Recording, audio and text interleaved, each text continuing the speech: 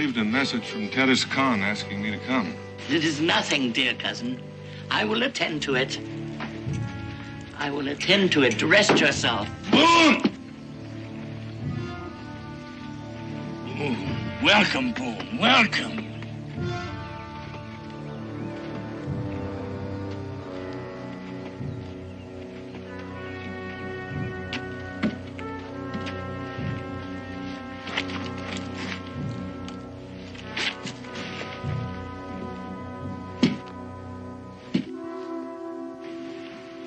Braves told me you were ill. Much more than ill. Boone, I must ask a great favor of you. Get Lawana and bring her here quickly. It's that bad. Soon, my people will bury me. And unless Lawana is here, they will start to bury each other. For 15 years, she hasn't seen the land or faces of her people. Must we now beg her to return? I say she is no longer a Delaware. She's a white. And I want no white for my queen. I challenge the words of my cousin. Luana is my daughter, blood of my blood. Does council deny her the right to be queen? We do not deny her the right. We question her fitness. And what will answer your question? To see her for ourselves. You shall see her. Daniel Boone will bring her here. You can judge her for her fitness. Is it agreed?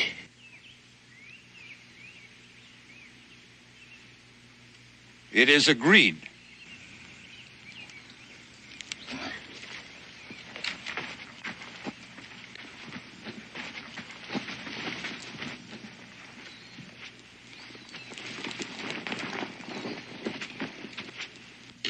Do you remember why I asked you to take Lawana away many years ago?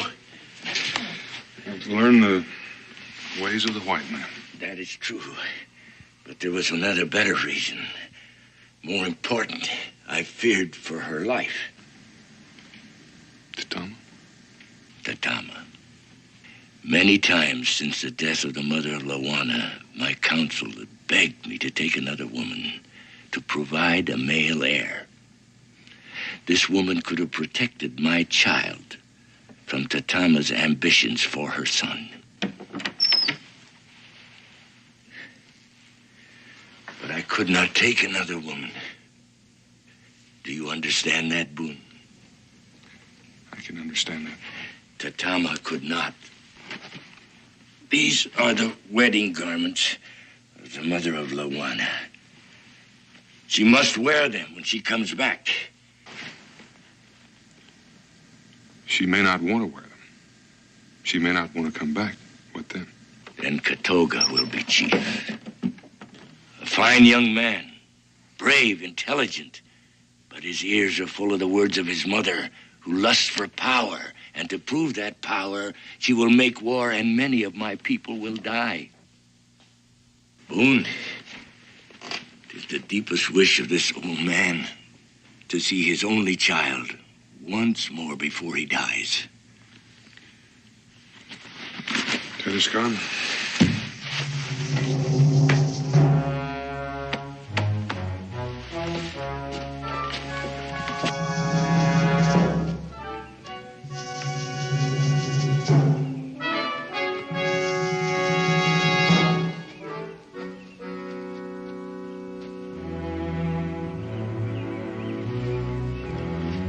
He must not be allowed to return. I wish it were not necessary. Is it necessary for you to become chief?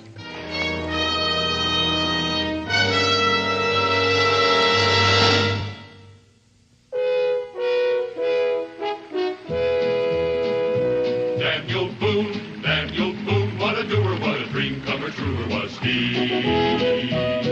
From the coonskin cap on the top of old Dan to the heel of his rawhide shoe, the ripin'est, roarin'est, fightin'est man the frontier ever knew. Oh, Daniel Boone was a man, yes, a big man, with an eye like an eagle and as tall as a mountain was he. Oh, Daniel Boone was a man, yes, a big man, and he fought for America to make all Americans free. Daniel Boone was a doer, what a dream comer, truer was he. Daniel Boone, Daniel Boone.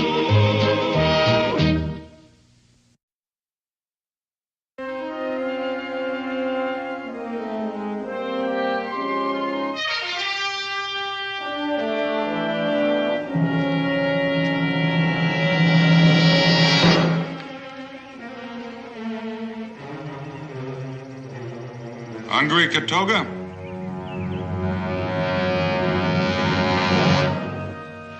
Help yourself.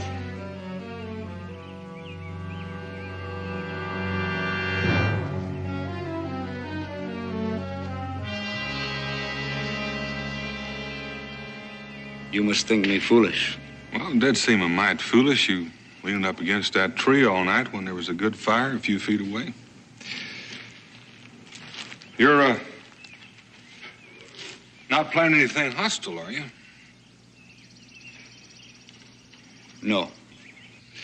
And why are you following me? To see that you do not bring Luana back. Well, it's Tedescon's wish that Luana comes back. Tedescan will do anything to prevent my becoming chief. You know, that's interesting. Because he's told me that you'd make a fine chief. Then why does he oppose me so? He opposes your mother. He feels as chief you would serve her and not your people. Boone, I have been trained since childhood to rule my people. Well, now, that may be, Katoga. But who was your teacher?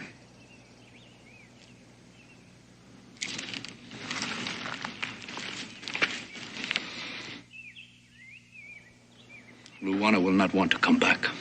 Well, maybe we ought to leave that up to her. She's still Tedescon's daughter. She will have forgotten by now. If I dance one more step, I shall collapse. Well, you should rest for just a moment. This won't be over for hours. Just one, William. Thank you. First, you must have one more dance with me, Paul. Not on your life, my dear. Come on, Oh, no. William. As far as I'm Please, concerned, please. your engagement party is over. William, I've got to please. save my feet for the wedding. Please. Oh, there you are, Louise. For a minute, I thought you'd run off and elope with somebody else, Mother. Father, you must convince Father to dance with me again. Oh, yes, one more. Away with you, boy. I shall dance only if I'm carried. Oh, now stop that. That. Yes, Amos. There's Mr. Boone here to see you, sir, and a companion. Well, show them in, please. Daniel Boone? Welcome. Why, it's been years, man. About 15. Welcome, Mr. Boone. This is Creighton. And, your... This is Katoga of the Delaware Nation. How do you do? What brings you here after all these years? Well, I hate to intrude on your party, but, Excuse me, please. But I have to return to my guests. well, I think you're the one I came to see. You're Luana, aren't you?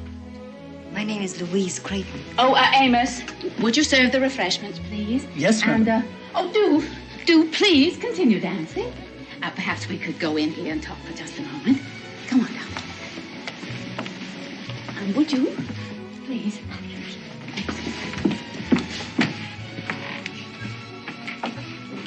Now, darling, don't be foolish. You know that it was Mr. Boone who brought you to us. And you were called Luana when you were a small child. Of course, Mother. I'm sorry.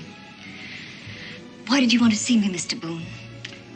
Well, your father sent me. He wants me to take you to him. My father? Come now, Daniel. You know the child's had only one father, me. She doesn't even remember Tedescan. What could he possibly want with her after all these years? Tedescan is dying. He wants to see his only child before he dies. He wants her to take her rightful place as queen. Queen? Queen of what, for heaven's sakes? Queen of the Delaware Nation. Nonsense. That's enough, Father.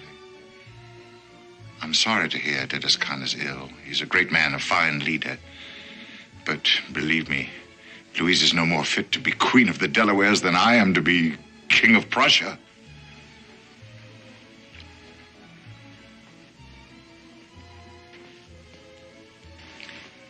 Tell the worthy Tatiscan that Miss Louise Creighton regrets her inability to attend him due to her imminent marriage. You see, Mr. Boone, this is an engagement party. Louise and Farley are to be married in the spring.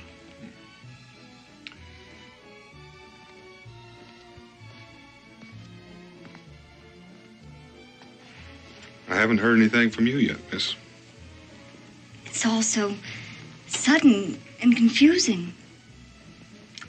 I don't even remember him. What would I say to him? I don't think you'd find Tatiscan hard to talk to.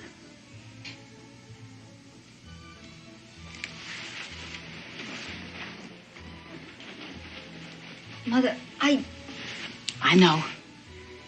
It's a hard decision. But you're going to have to make it for yourself. Oh, my dear daughter, I don't want you to go. But if you don't go, you may regret it later on. Mother, I must say, I don't like the idea of Louise traipsing off into the wilderness with this. Oh, the whole idea is ridiculous. Would there be any danger, Mr. Boone? I can promise you she'll come to no harm. I know I can trust you, sir. Louise will give you her decision in the morning. If you decide to go, Louise, I'm going with you. But don't count on it, Mr. Boone. Come on, Louise. Oh, Mr. Boone, you must be very tired after your long journey. I'll, Amos? Yes, ma'am. He'll show you to your room and the, Katoga. Katoga.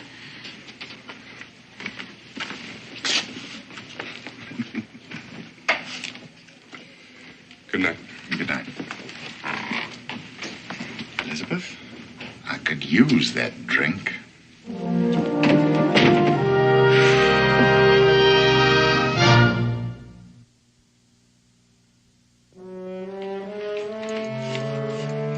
Take the trunk, Amos. Yes, sir, Mr. Farley.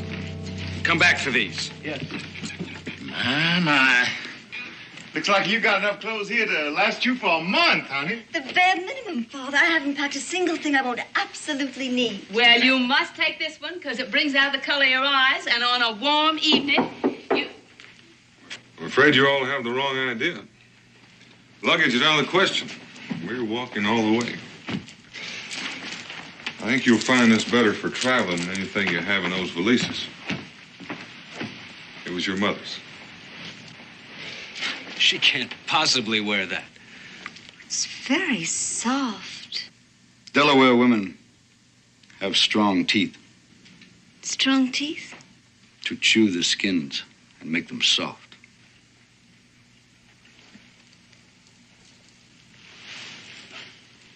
We'll wear what we're wearing. Thank you. Unless... You sure you want to go, Louise?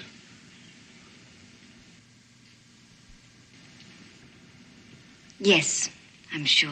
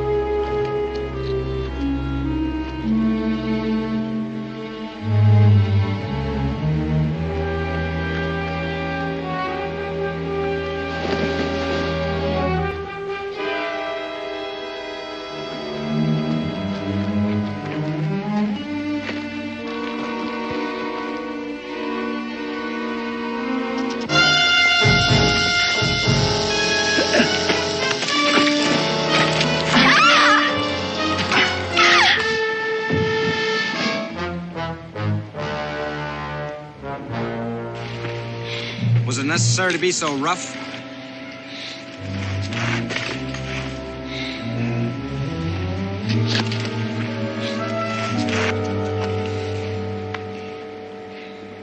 Thank you. 1-1 gum. What's that gibberish? Well, that's Delaware for you're welcome. You may have noticed, Creighton, that it makes more sense sometimes to have a woman walk behind you. Like a squaw? Like a squaw.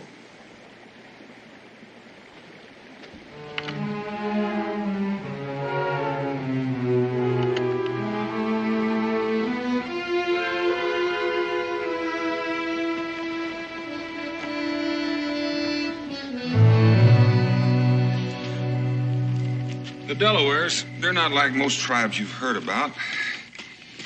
They stay pretty much in one place.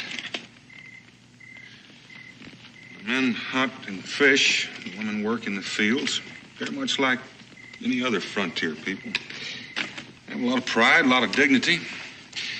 And their chief, Tedescon,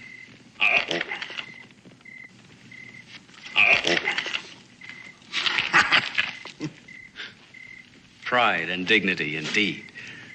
You were saying, Mr. Boone? You were telling us about the charms of the Delaware people. well, now, Katoga's not really like that. He's just putting on a show for you. Why, pray? He's trying to scare you off. Scare me off? Why? Well, because he wants to be chief himself. But I'm not going... I'm just going to visit. Now, he really can't be sure of that. He thinks you might talk to Tedescon. Change your mind. Eat some. Very good.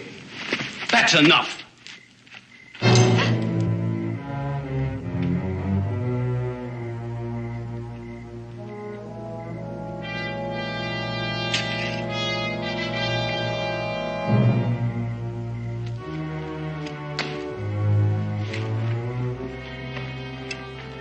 Delaware women do not waste food. Nor should they, I'm sure. For they can't afford to. But Miss Creighton does waste food. She does not know how it has come by, nor does she care. She only knows that it is there and in excellent abundance, and that's all she need know. In short, she is a lady. But that's something you savages wouldn't understand. Come on, Louise, we're going home. All right. Before you leave, I want to ask you a question first. Are you really all he thinks you are? We were raised together, remember? I'm talking to you. I don't understand. I think you do understand, but I can be more specific. Are you helpless, ignorant, in short, a lady? Is that all you are? Whatever do you mean, all? I think she knows what I mean, don't you? I do know where food comes from, Farley. Hard to believe, isn't it, Farley?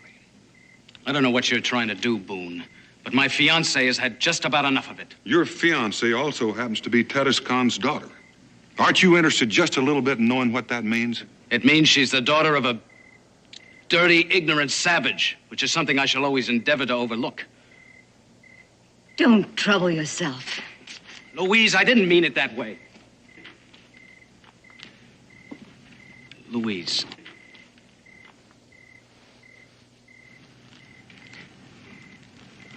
We're to be married. But only if we overlook certain things. Isn't that true? Yes. I won't have a squaw for a wife. Do you think you can overlook my parentage, Farley?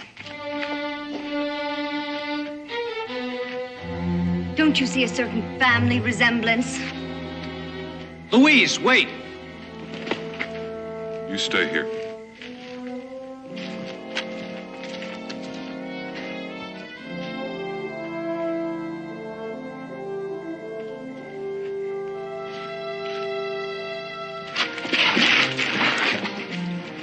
It'll dirty your hand.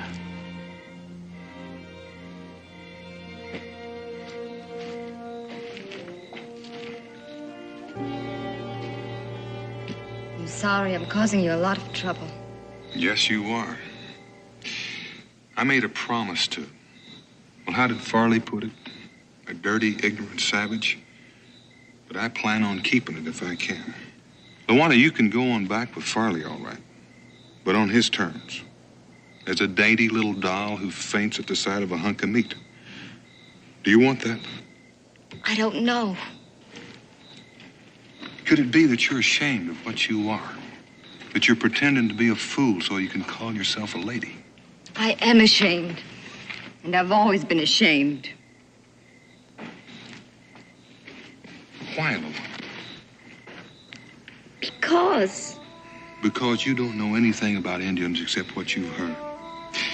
You know, most people don't hate Indians. They pity them. They want to uplift them. Which pretty much means that they think they're inferior. I suppose it does. Take Katoga. Would anyone in their right senses dare pity him? No. No. Because he's proud of who he is and of what he is. And so should you be. You're the daughter of Tedescan, a great ruler of a proud people. Feeling inferior the way you do, you may not be worthy of him. Mr. Boone,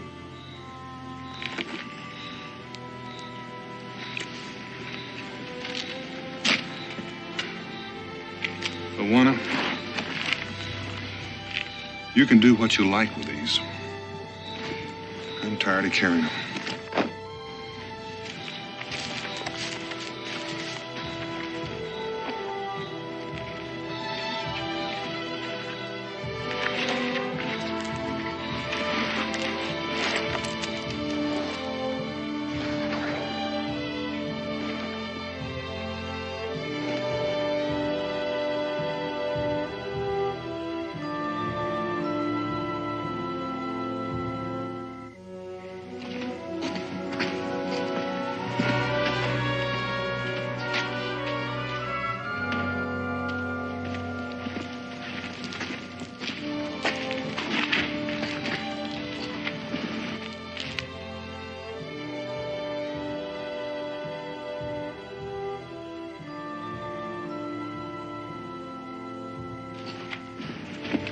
What the devil does this mean?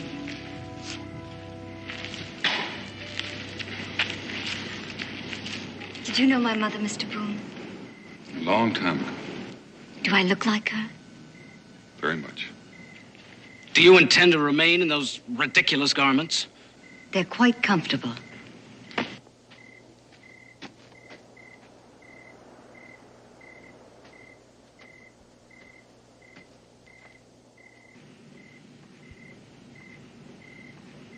Will you teach me to speak Delaware, Katoga? I must have known it once, but I've forgotten.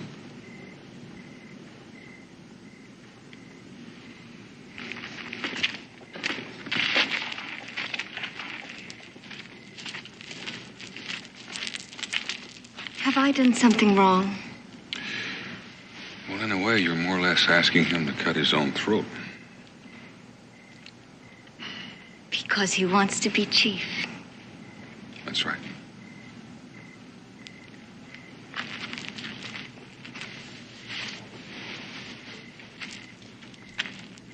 You didn't answer me, Katoga.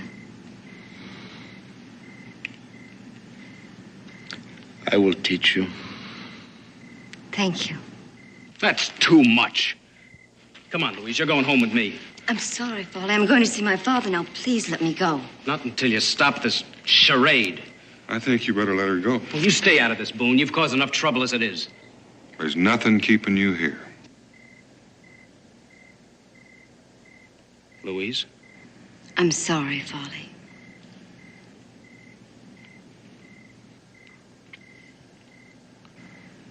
It isn't the same anymore. Can't you see that? What shall I say to our... to my parents? Tell them thank you very much for allowing me to make my own decision.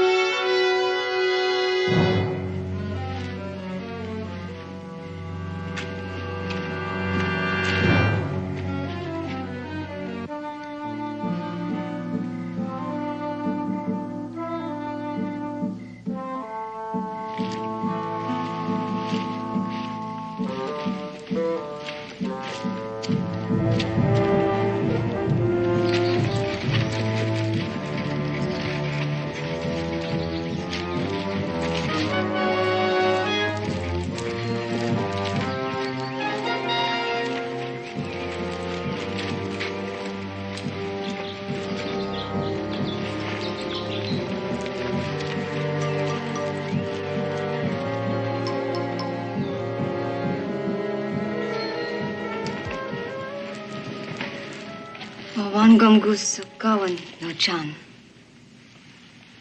Welcome, my child. I did not think you could remember our language. Katoga taught me a few words on the way. Katoga? You must be a diplomat, my child. Well, it could be, Tedescon. I kind of think there's more to it than that. She is very beautiful. Like her mother. Yeah. Yes, like her mother. I'll be going. Oh, no, wait. Tonight, there will be a council meeting, and then you may go with my thanks. And if there is no war among my people, it is because of what you have done. War? I'll wait. Do you know why you were here? He said you had died. It is true. No. We won't talk of that. There's so little time. And we have very many more important things to talk about. Death and I have only been waiting for you, my child. Yeah. Sit beside me. Are you afraid of me? No. Then why do you weep? I have two fathers, and I am losing them both. That is hard. But what I will ask of you is harder still. Tell me, are you a person of strength and courage? I don't know. It is not proper to be modest with me. And yes, I am. Then listen carefully, and I will explain. I'll get some water.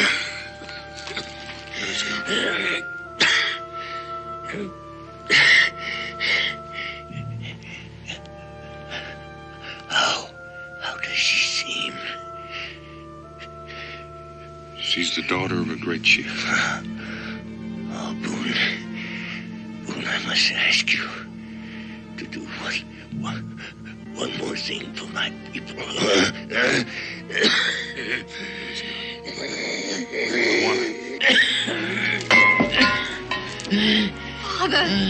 Father!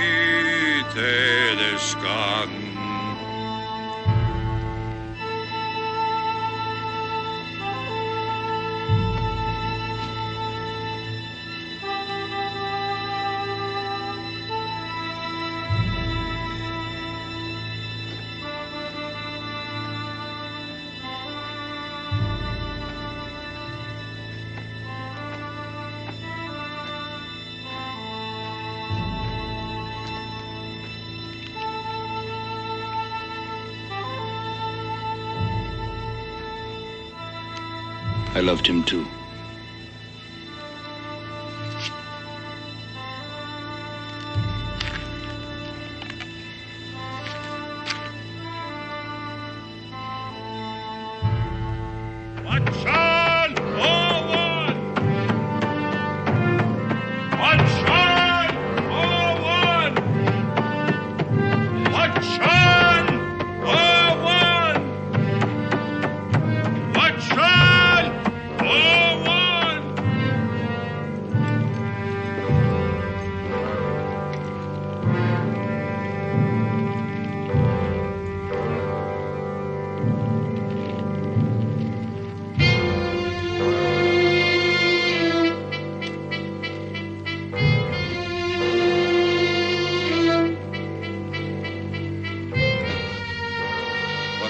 Disturbs our council.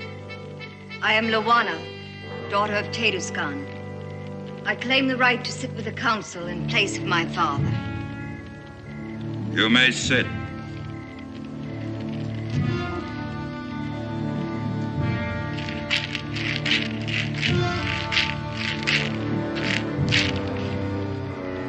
The council will begin.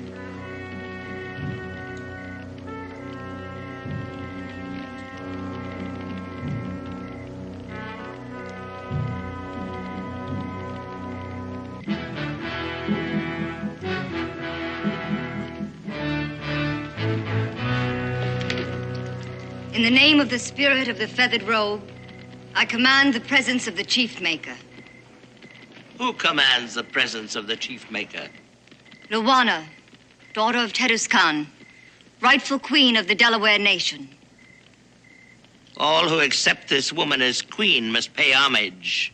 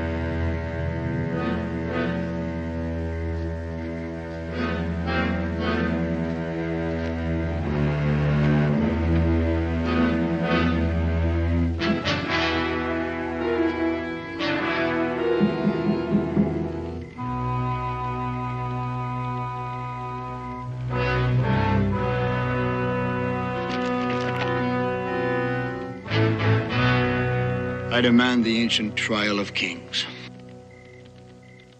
The right of Luana, daughter of Teduscan, has been challenged. One who cannot accept the challenge cannot rule. Is that not the law? It is the law. Do you accept the challenge? I accept. Do you understand what the trial requires? That only the bravest may endure it? Only the bravest is fit to rule. It is your right to stand guard over the place of trial. I will stand guard. It is your right to choose one to stand guard with him. I choose Daniel Boone. Does Daniel Boone agree? I agree. So be it.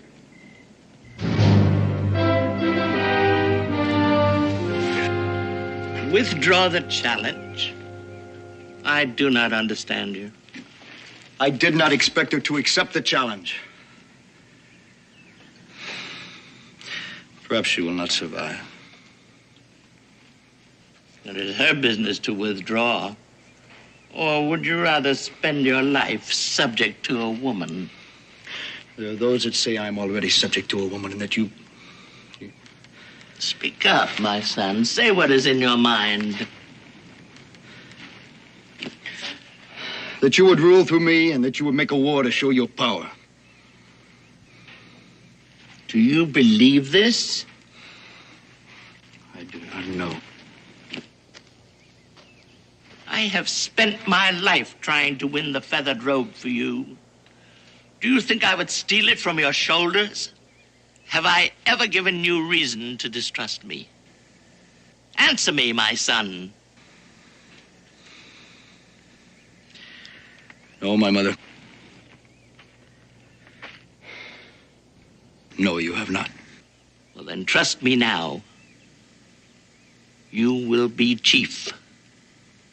Not slave to mother or queen, but chief. I promise you this.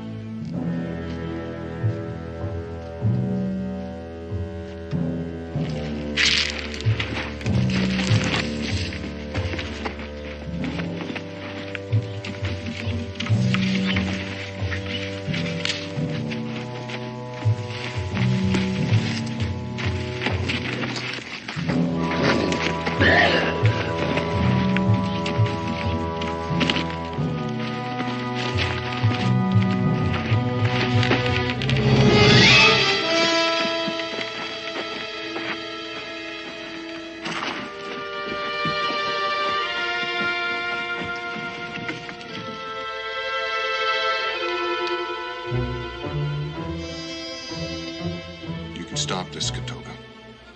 So can she. This is the last moment when you can withdraw from the trial without losing honor.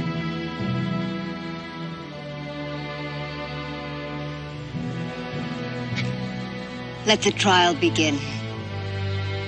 So be it.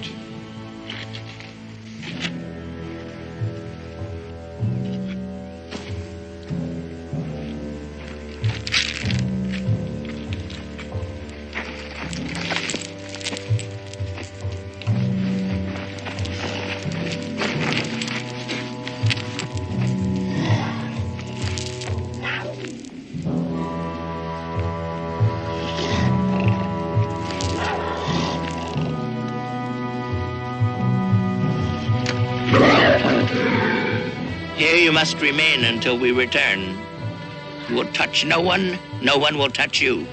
You will eat nothing, nor will you drink.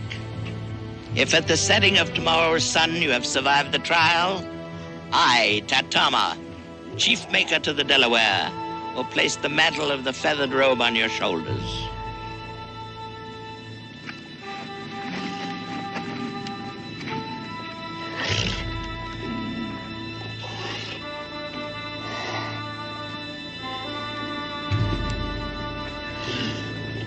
Aye, aye.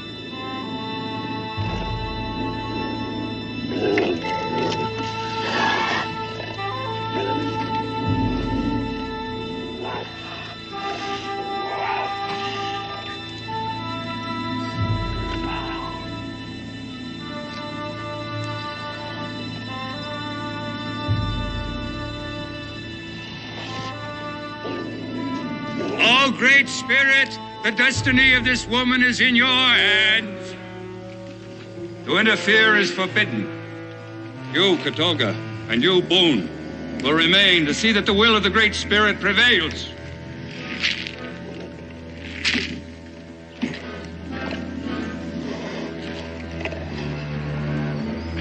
You may not hold weapons. It is the law.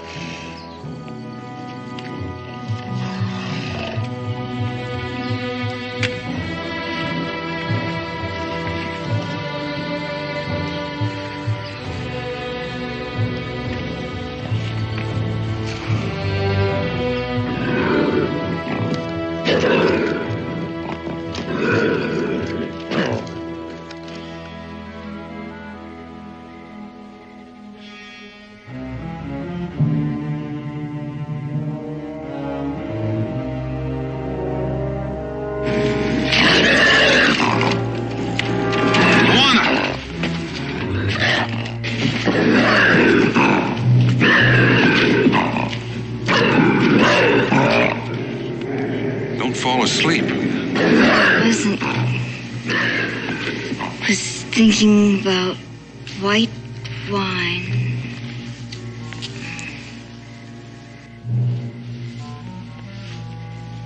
Have you ever had white wine, Katolka? I've never had white wine. Poor Katolka. Pity Katolka. I never should have gotten you into this in the first place. I'm all right. Just a bit chilled. Well, you better enjoy the chill while you can. It's going to be daylight before long.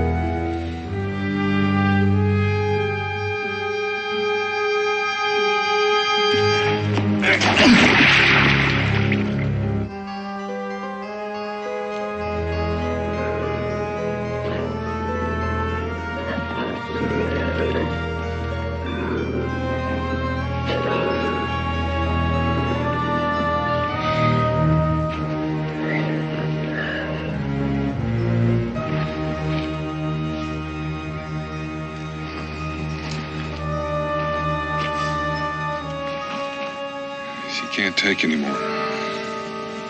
She need only loosen the thong. I'm gonna take her down. She must do it herself. Stop it. Katolka is right. Let me alone. Please.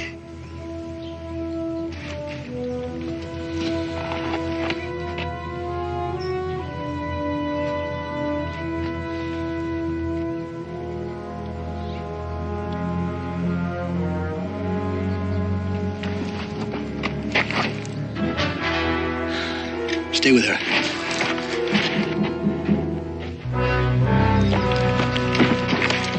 What are you doing here? Do you not wish to be chief? My mother sent you. Just stay here. I will attend to Boone. Go back and tell her not to interfere.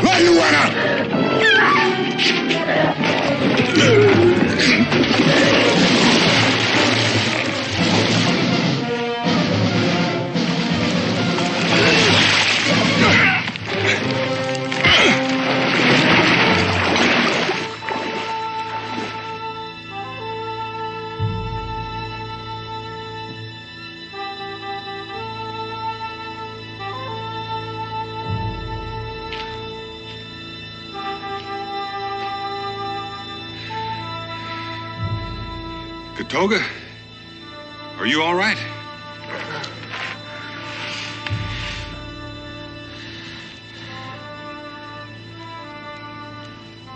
I'm only paying homage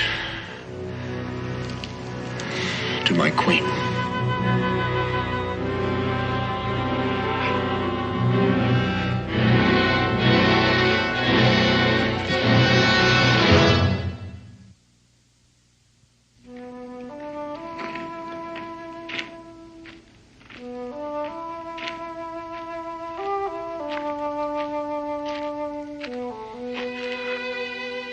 You would be proud. It's because of you that I was able to do it. Perhaps. I've come to say goodbye. I'm leaving with Daniel Boone. Why? Is it because of your mother? The council said she need not go, only that she no longer be chief maker. For her, that will be worse. No, I'm leaving because I will not be chief. I've sworn this to myself. Isn't there another way, Katoga? Must a queen rule alone? You're very bold. I keep surprising myself. But a queen should be bold. What surprises me even more is that a man who wants to be chief should be so shy.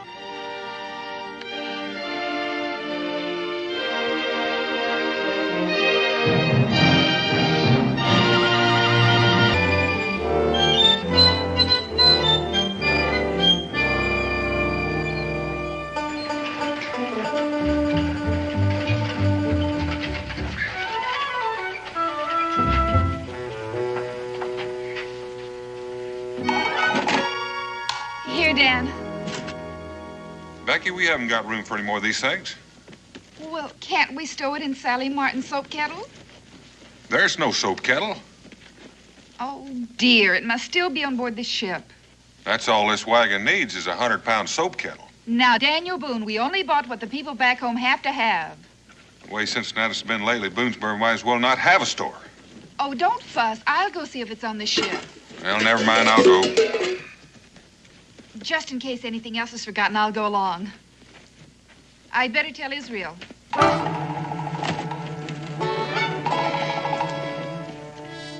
Israel? Israel! Yes, ma'am? Your father and I are going down to the dock. We'll be back in a little while. Can I go too? I want to see what the new ship brought in. Not until you've had your breakfast. Yes, ma'am.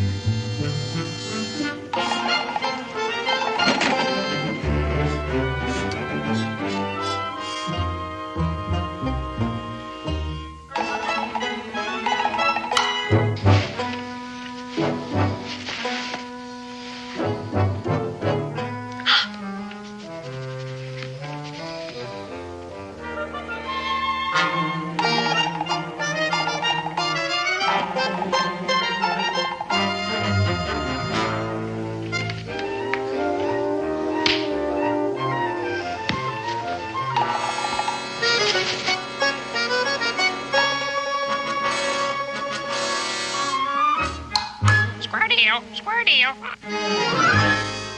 Did you say something? Square deal. Talking crow?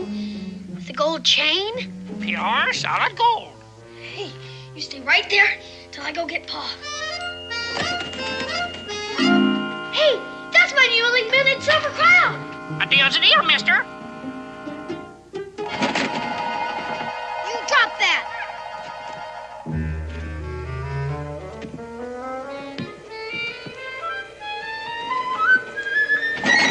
Doggone you!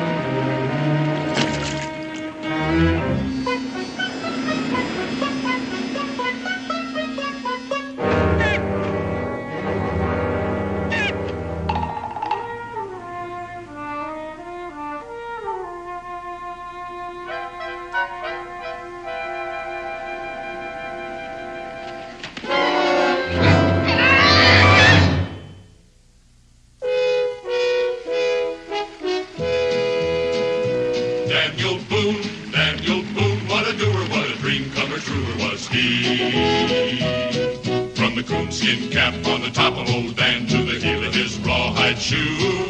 The rippin'est, roaring'est, fighting'est man the frontier ever knew. Oh, Daniel Boone was a man, yes, a big man, with an eye like an eagle and as tall as a mountain was he.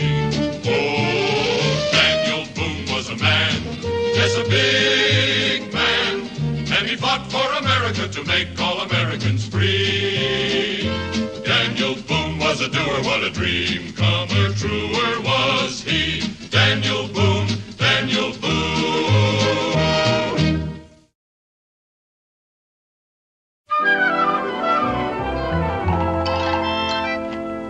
You'd run into a wall and dashed your poor brain out if I hadn't stopped you, lad.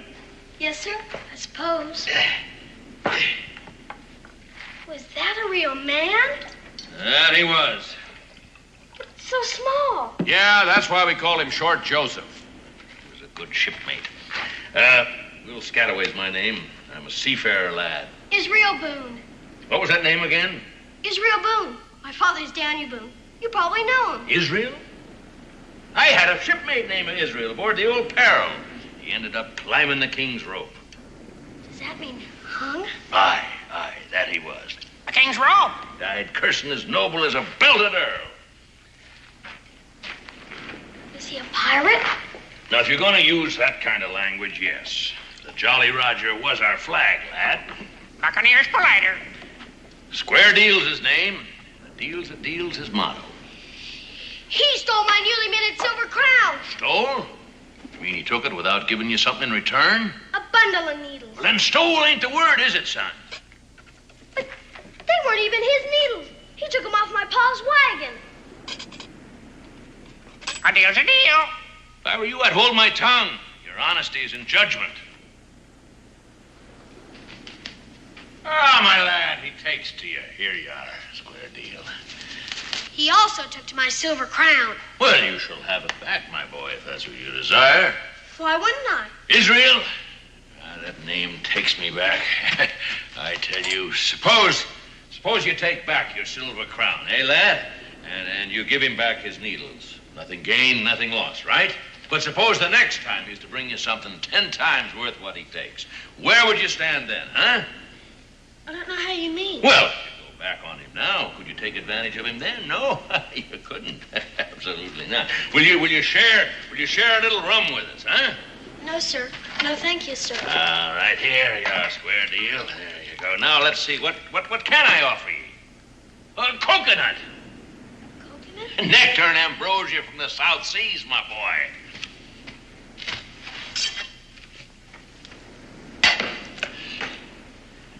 There you are, my boy.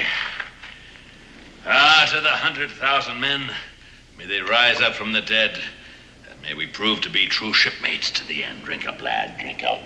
Will Scalloway! Will Scalloway! Somebody's calling you. Yeah, I heard. Go on, get out there. Let him see you.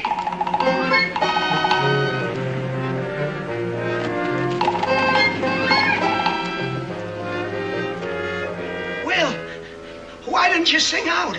I came with... Belay that! Son, you'd better go. Fly with me, fly with me. Thank you, I'd like to. Glad to meet you, sir. Yeah, same deal. Thank you for the coconut. Yeah, thank you for the coconut. There. Well, That's a Daniel Boone's young sprout. Daniel Boone?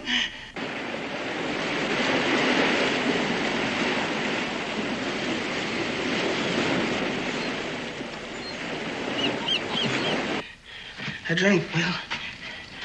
A drink.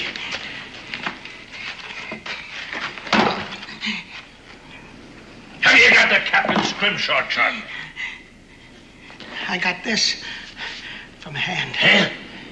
Fool, you let him here? You mean he knows where I am? No, nobody follows Judd less than I let him. That's why I was by the captain's side at the end. How did you get the chart? Supposing I don't want to say. I spent years with him in the South Seas before he ran out to Jolly Roger. And I'm the only man that can read that chart. If I croak, you'll never get one doubloon from off the golden line.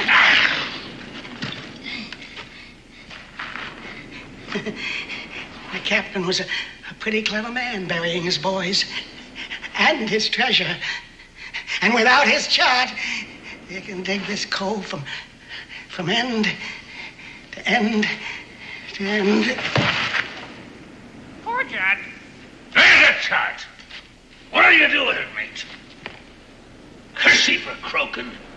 Curse him for croaking. Where's that chart?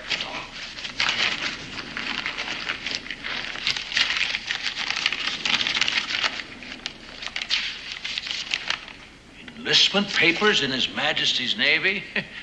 Now, what did he keep these for unless he wanted to be hung for desertion? He'll haul the bloke. I never knew the old buzzard was married. Nancy May, that's a pretty name for a wife. Sonic somewhere, I know that.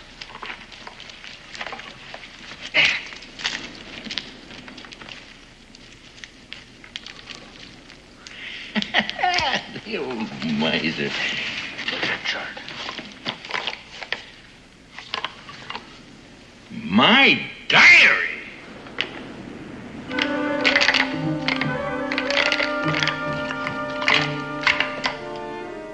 Captain's mark. The Golden Lion, the ship's longboat, the Pearl itself, and the captain holding a trident.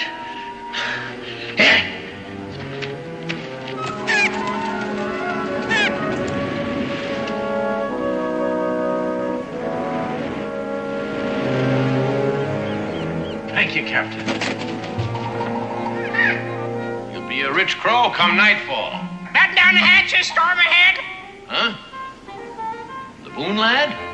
You shouldn't have invited him back. Breakers ahead.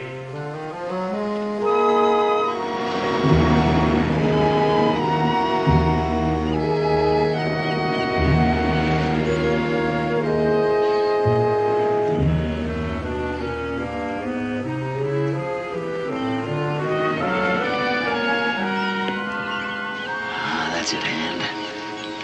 Come a little closer. Want to miss you. It's a true shipmate.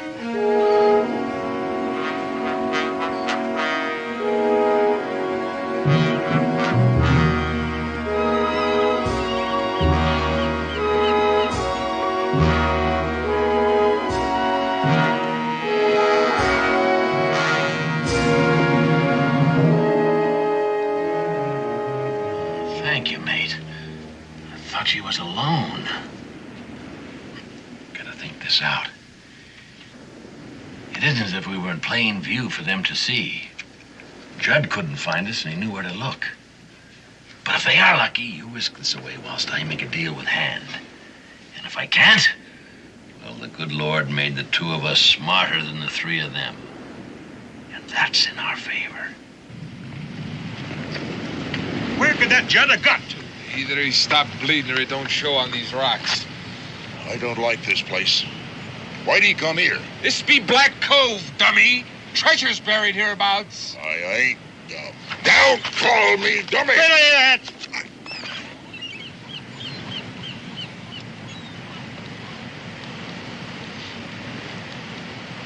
Sorry, Gentle Sam. Why, you was there as much as me. Maybe more, eh? The Perro stood right off that point. Up in the rigging I was, keeping an eye on the Cotton's launch. She rode low in the water, lads. From the weight of gold doubloons. I always admired the captain for that bit of work. Went ashore he did with 4 men. When he come back, he's all by himself. Not a scratch on it. The captain's gone. The riches of the Golden Lion are ours. Aye. After we get the captain's map away from Judd. Now, he's got to be hiding underfoot someplace. Might be held up in a cave. Listen to Gentle Sam. He could be right at that.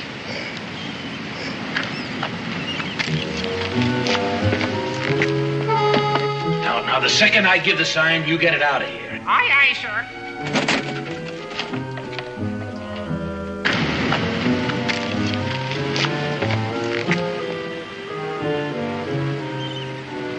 Maybe he's hiding over there in them hills.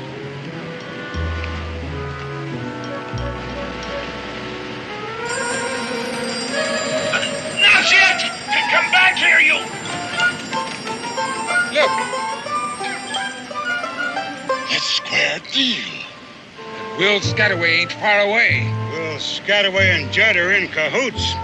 That's why Judd come running here. Which way that bird come from? Out of the rocks below.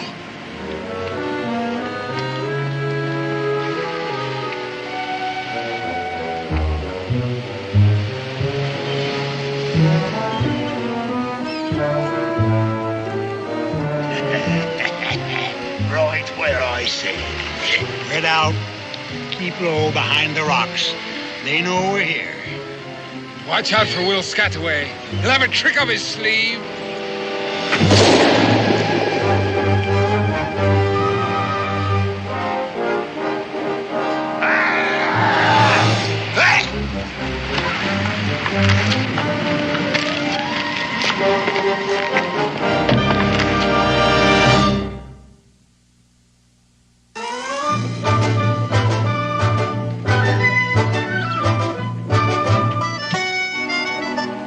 Becky, what is all of this? Well, the plow is the one you ordered for the Jimsons the day we arrived in Phoebus. Here's the bill of lading. The rest, I guess, was delivered with the plow. Madras cloth, licensed by the East India Company, delivered to Rebecca Boone at the Sign of the Dolphin? I needed it. I suppose we couldn't have made the trip without this fancy plate. Oh, Dan, I'm so tired of our wooden ones. I'm even afraid to try to read this Chinese writing. I fancy it says tea. Cincinnatus hasn't had an ounce since spring, and everybody needed it. I can think of one person who doesn't need it. Oh, I'm not riled at you, Becky, but... Thank you very much. Dan, I'm rewrapping these smaller parcels to make it easier for you to pack them. Oh, that's very nice. Doesn't make the wagon any bigger. You know, by the time I've piled all this on top of that, it's going to make this wagon so top-heavy. What are we going to do? Go down to the smithy and get a bigger wagon. Pa! Ma! You'll never guess. You bought something with your newly minted silver crown. No, a crow took it. A what? A crow. He flew into my room and traded me for it. Well, I reckon you've seen the last of your coin. Oh, no, sir. I followed him. He had a gold chain around his neck. A crow with a gold chain? Pure, solid gold. Square Deal's his name, and a deal's his motto. He can talk. He lives down by the ocean in a little cave. Well, I always thought he was a parrot. I think he's a pirate. If you use that sort of language. Buccaneers plied her. Oh, Israel. His best shipmate was named Israel, too. But he ended up climbing the king's rope. What? They hung him. Daniel. I'll talk to him when I get back. We're leaving tomorrow, I hope. And high time. Pa didn't believe me. That's because you exaggerate. And you went to the docks without breakfast after I told you. No, ma'am. Just come with me right now and I'll prove it. Right now, you're going upstairs and you're to comb your hair and wash your face. And then you're going downstairs and apologize to Mrs. Browning for being late. And then you're going to ask her to please feed you. But, Ma, won't you please listen? Did you hear me? Yes, ma'am.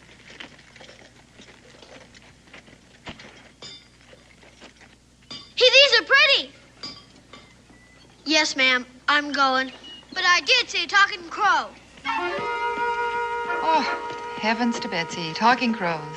Gold chains. Pirates.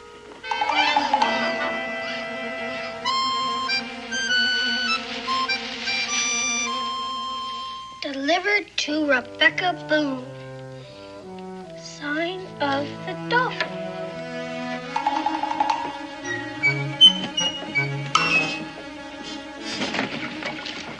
Hi. Ahoy, mate.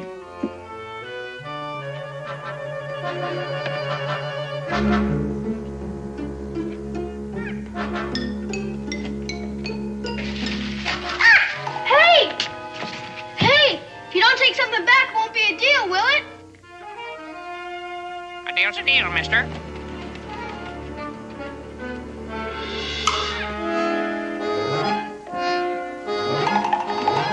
Well, at least you got something. Evidently, it's ivory. Bet it's real ivory, too. Well, Scataway sure was right. But this is worth 100 times more than that old crown.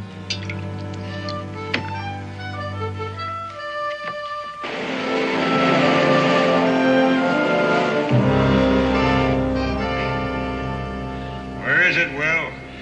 Stand up. What'd you do with it? I don't know what you're talking about. Next, I suppose you'd be saying you don't know Judd neither, right? I knew Judd, Gentle Sam. See, I might have admitted I did. Why shouldn't he? It don't do us no good, and besides, we know he knew Judd. Hey, that's right. We were all shipmates on the Peril, weren't we? Hey, stand up. Hey!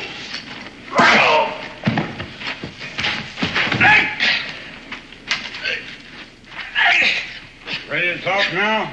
Huh? What about? This is your last chance, Will. Where's the map the captain drew to the treasure? I never knew the captain drew a map to the treasure. Why don't you shoot him? Let him say goodbye to his last chance of getting the treasure. Always a trick up your sleeve, eh? Make him swear on the skull. What's the use? He'd lie. Would you lie on the skull?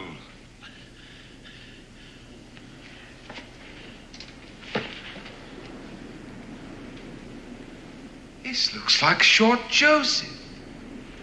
It is. He couldn't lie on Short Joseph. Not hardly. Now listen to me, Will. When the captain buried the treasure off the Golden Lion, he drew a map so he could find where he buried it. It sounds reasonable. It's a fact.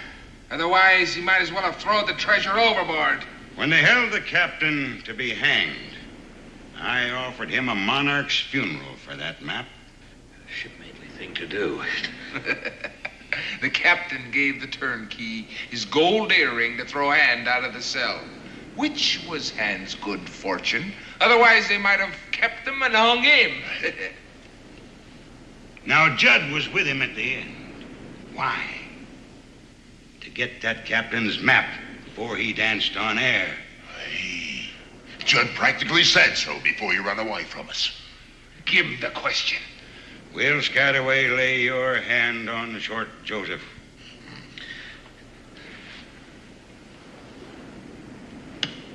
Where is the map the captain drew to the treasure? I swear on Short Joseph, I never knew the captain drew such a map. And I never saw such on paper or parchment. He lied. He lied on Short Joseph.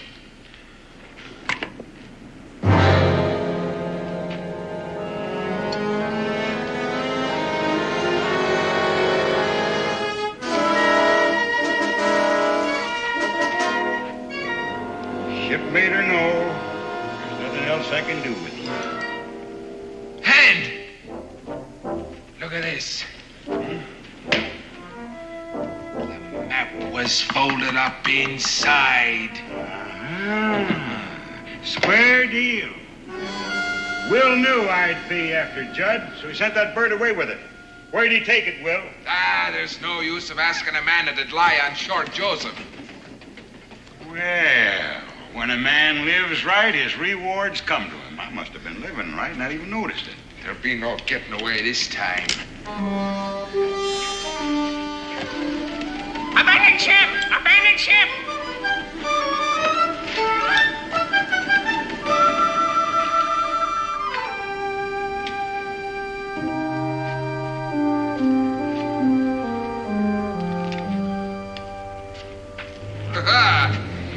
Will's in cahoots with a female. Female name of Rebecca Boone.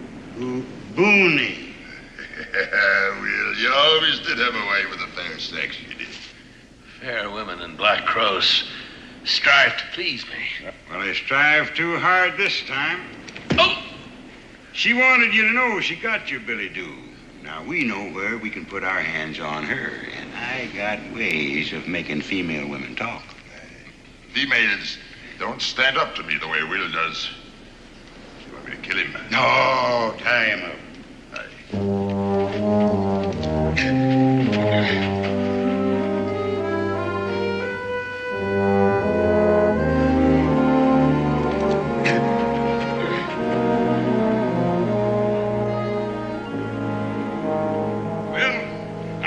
let you dig up the treasure for me.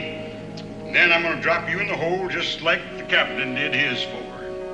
And you can say your prayers till we get back. Say one for me, Will, if you got time. I truly regret this, Mrs. Boone. On the other hand, I know where Square Deal took the map and I could get it back. If I could get but loose on this thing, if I could... Square Deal.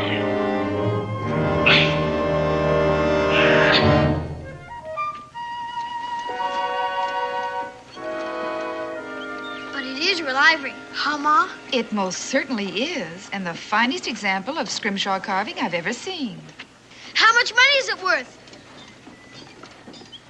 Israel Boone, you look me in the eye and tell me to whom this valuable ornament belongs. To me, Ma. Don't you dare tell me again a bird brought it. All right, I won't.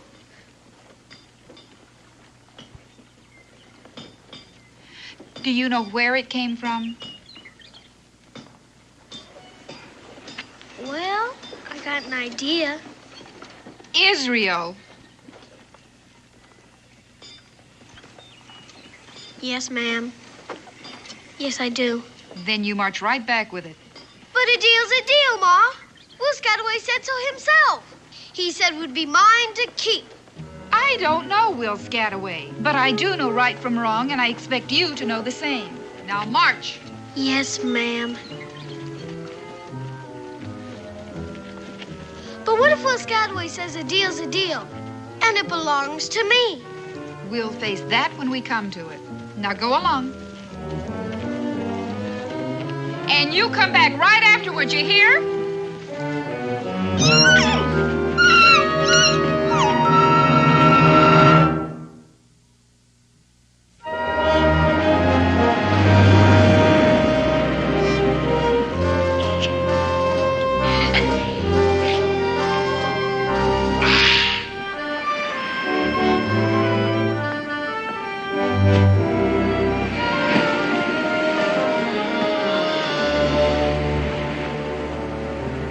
Guess he didn't think much of his trade once he got it home.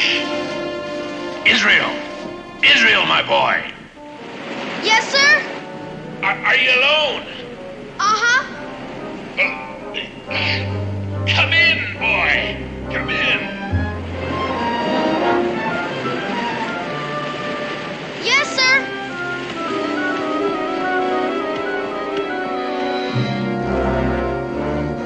What happened here? What do you got in the barrel? Don't ask questions, son. Just try and loosen me, will you? Yes, sir.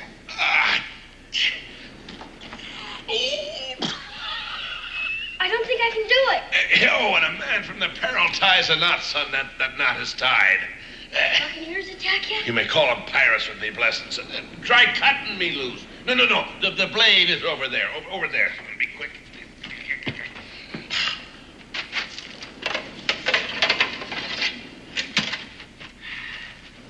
This is sharp. It had to be. Belonged to the head chopper of the Tower of London, boy.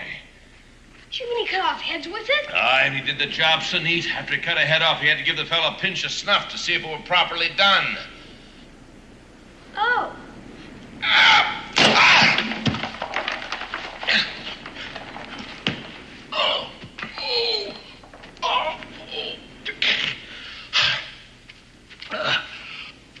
Are you in pain, Mr. Scataway? No, son. I'm just getting the circulation back in the old limbs, that's all.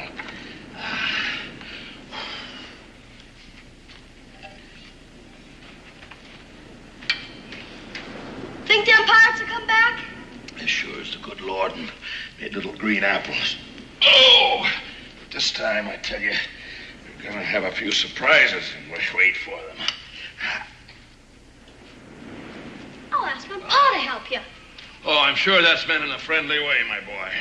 Any pirate he meets up with will be in bad trouble. Well, I'm sure of that. You remember what I told you? I remember everything you said. We're shipmates to the end. Well, that's a solemn prophecy come true because you proved yourself to be a true shipmate. Thank you, sir. You saved this old man's life. And I'll be thanking you when it ebbs out to sea for the last time, my boy. Shipmate, your other prophecy also turned out to be true. Who did it now? You know, the one about not taking back my newly minted silver crown. Deal's still a deal, isn't it? Well, sure. Why not?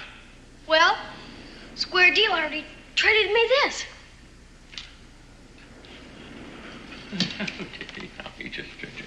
My mother said I must take it back. Well, I'm sure sentiment of noble womanhood. Your mother's a fine... I know that. I really do know that. She just wouldn't believe me when I tried to tell her that a deal's a deal. I think she would if you told her. I said, if you just explained... I heard, Israel. I heard, son. Maybe some other time. Yeah, maybe some other time. Sure, why not? Except we won't be here. You won't be here? Well, why won't you be here? We're going home. All Ma and Pa have done in Phoebus anyhow is buy stuff for the folks in Boonesboro. No, look, lad, before you go home, I wouldn't want you to be disappointed, see? So I'll trade you back this fine, freshly minted crown, you know, for that little piece of broken down ivory there that... No, thank you. I like the ivory better. Bye. Bye, son. Wait a minute.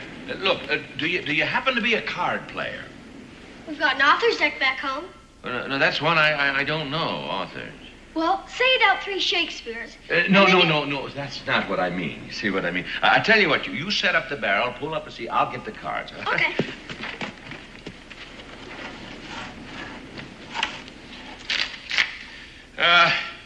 Here's a little card game, a seafaring game. We call it cutthroat in the forecastle.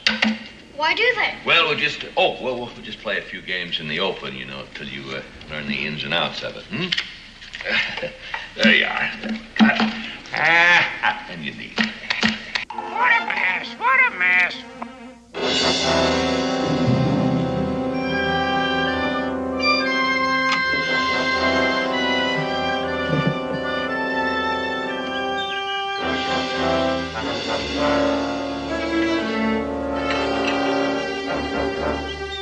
Becky?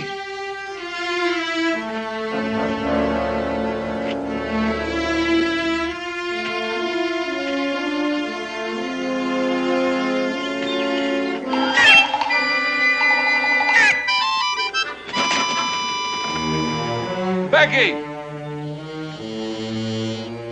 Israel!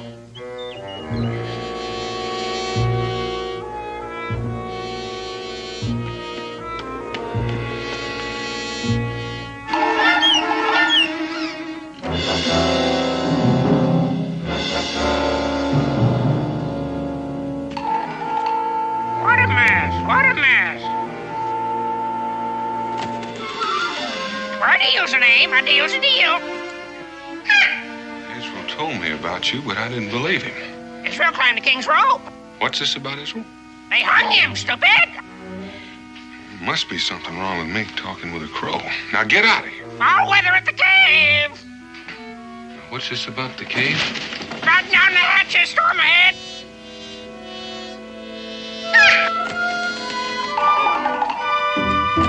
Now, hold on a minute. Wait a minute, will you?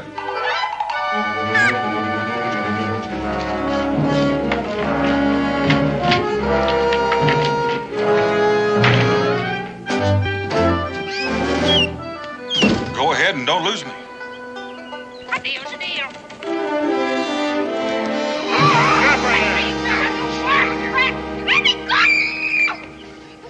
All right.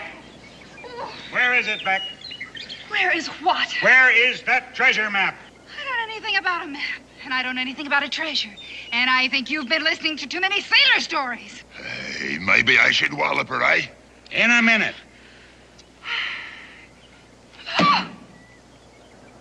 It's up to you, Beck. Oh, don't call me that. All right. Miss Booney, then. Mrs. Daniel Boone. Daniel Boone? Oh, I even heard of him. Well, Will Scataway and Daniel Boone are in cahoots. So the holier-than-thou Daniel Boone is as much a pirate as the rest of us. Dan is no pirate. Mrs. Boone, you have just been promoted to hostage. He'll give up the treasure to get his missus back, or his half of it anyhow. How about Will? Well, if Dan wants to split his share with Will, that's up to him. Mad. You're all mad. Boone is even sneakier than Will is. He'll have bear traps hid all up and down that cliff. My Dan is not sneaky, and if he were here, you wouldn't say that. Stand your hatch. Typhoon, I'm not your leader because I'm simple-minded. I'm tactical. Surprise is the road to booty. Take her away.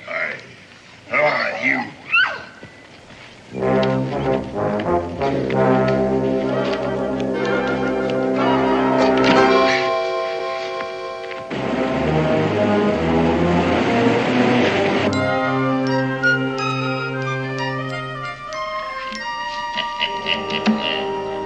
I win again, even with the cards face down. You were born to this game, Israel. Let's make it interesting. It is interesting. You like my head chopper sword, eh? Oh, yes. As much as that ivory trifle square deal traded you? Well... How about the sword and these golden doubloons? Gee. I'll bet you the lot against that ivory trifle. Oh, no. Oh, why not? I'm not allowed to bet. There's no more time for compassion. Time for what? Just look at the sword and the doubloons. They are interesting. I've got no more character. I'm getting old. Well, now, you may not get any older. Pa! Outside. Now, where's my wife?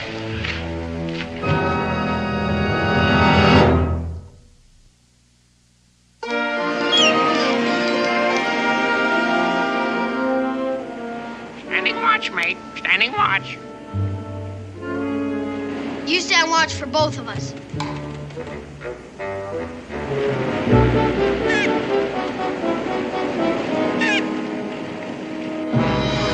Now, I ask you a question.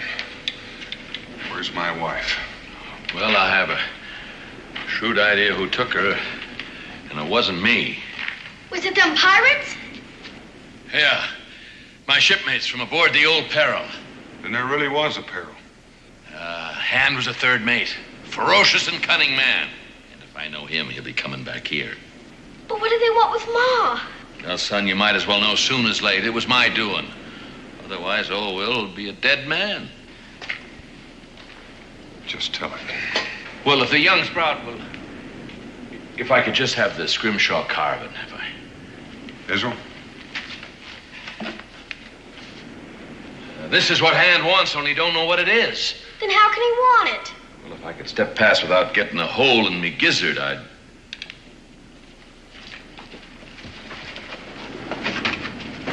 Gaze upon Black Cove. First time I laid eyes on it was 2 days after we sacked the Golden Lion.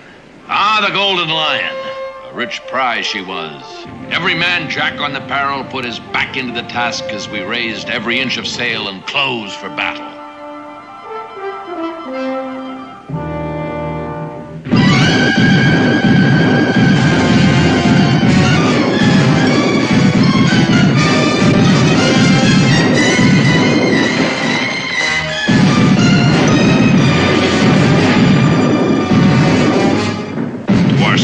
She gave as good as she took.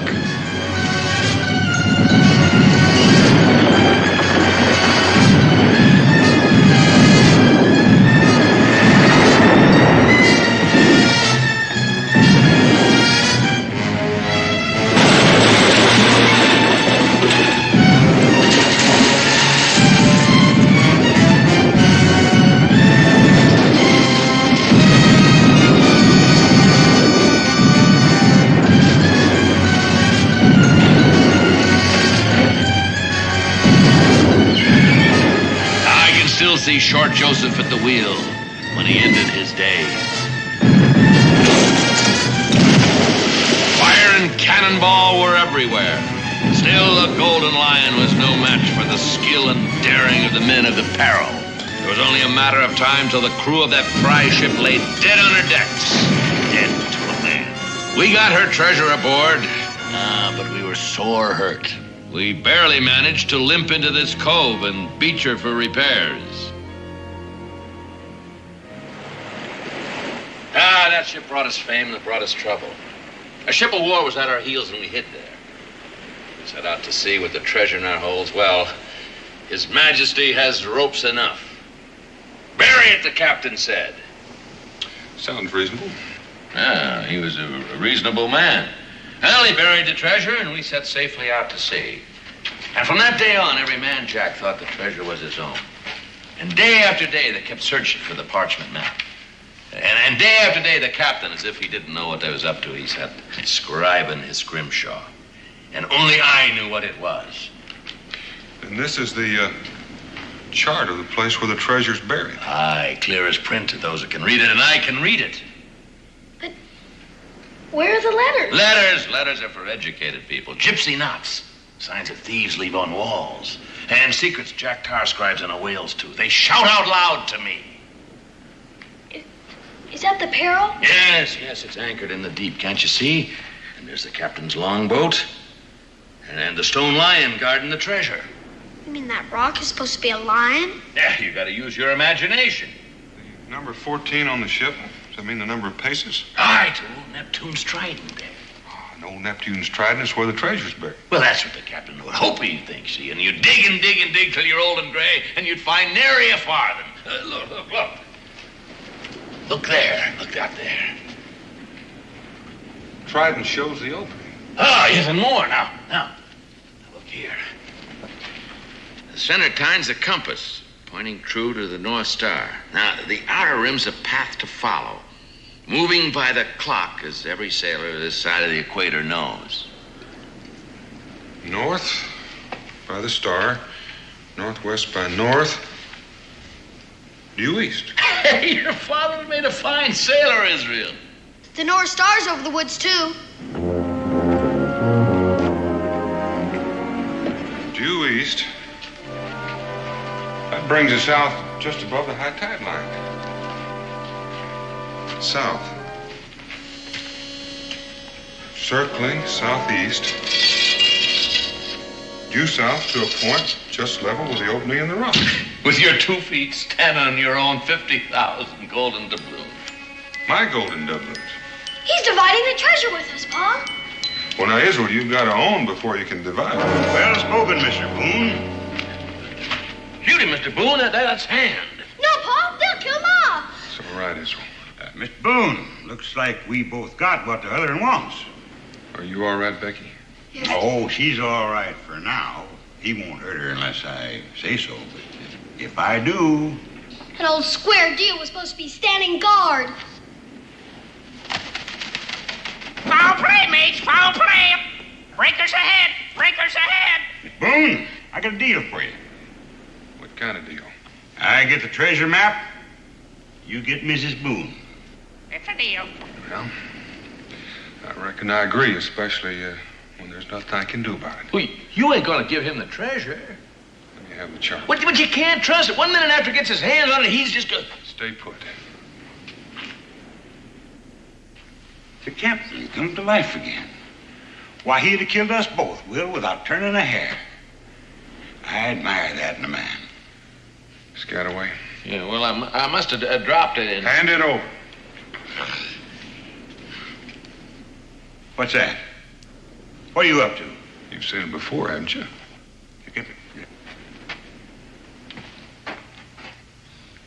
Captain Scrimshaw. No wonder we were never able to find that chart. He never even bothered to hide it.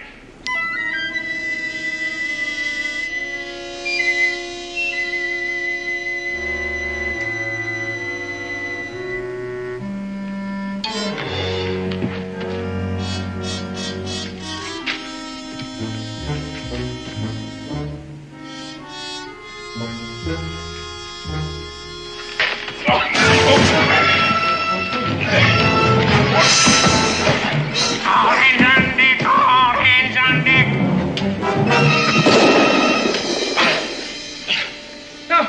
do that for?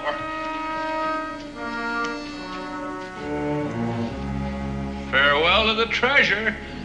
Looks like we're going to have quite a hanging. Climb the king's rope. I ain't hanging for nothing. Neither.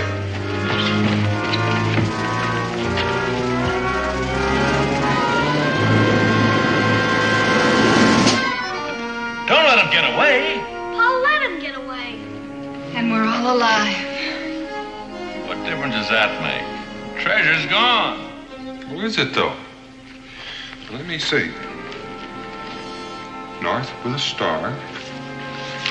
Northwest by north. Due east. Paul remembers the whole thing. Oh, glory be, son. Come on, come on. If my figure's right, it should be just about there in those rocks. We're rich. 3 cheers, we're rich. Hooray! I'm afraid not, son. At least the owner of the Golden Lion will get their money back. I know Lloyd's of London will be pleased about that. Well, unless they're told, they'll never know. They will. Here, but suppose I say you take 2/3, we forget Lloyd's, both of us, huh? Paul wouldn't do a thing like that. Well, I found out a man loses his character and grows soft with advancing age. And I suppose the same is true with you. Well, anyway, Lloyd's of London is offering a reward. Well, now, I've heard that, Israel, but don't count on it. Now, you don't suppose. Well, now, if it comes, it's all yours. Well, that's something anyhow. Let's start digging. It's a deal. Hey.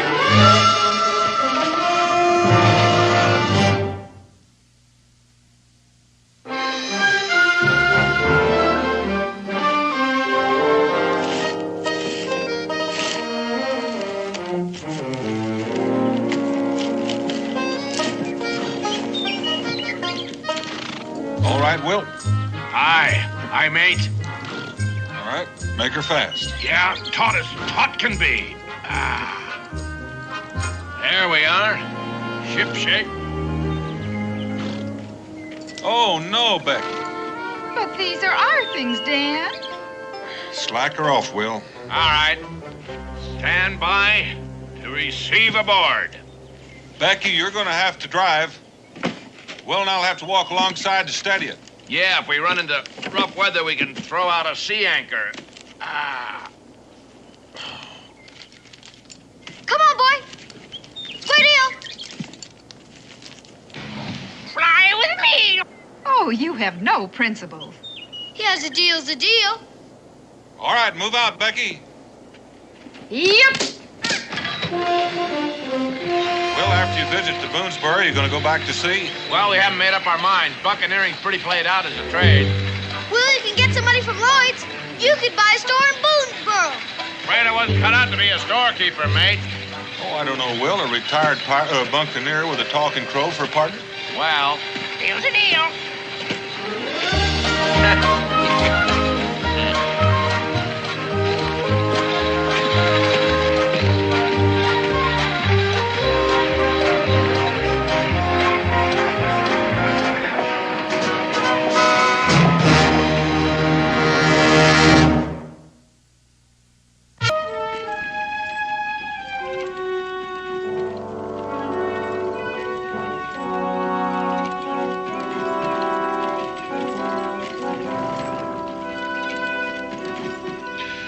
Reckon that's what we've been waiting for.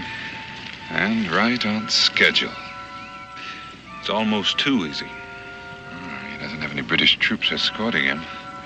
Since the British control every foot of this territory around here, I reckon it...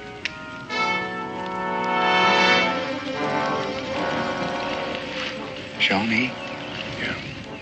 Well, that's something we didn't count on. We are the British.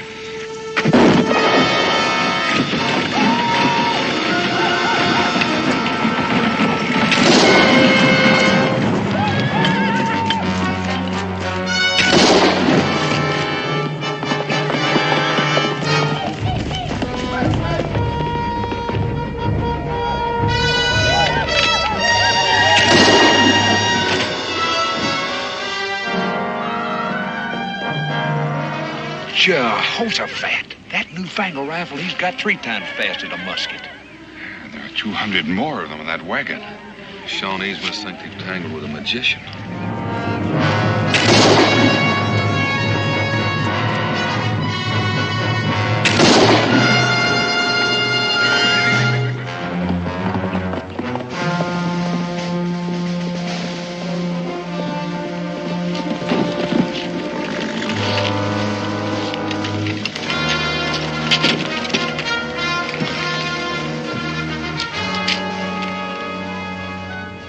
move, Major.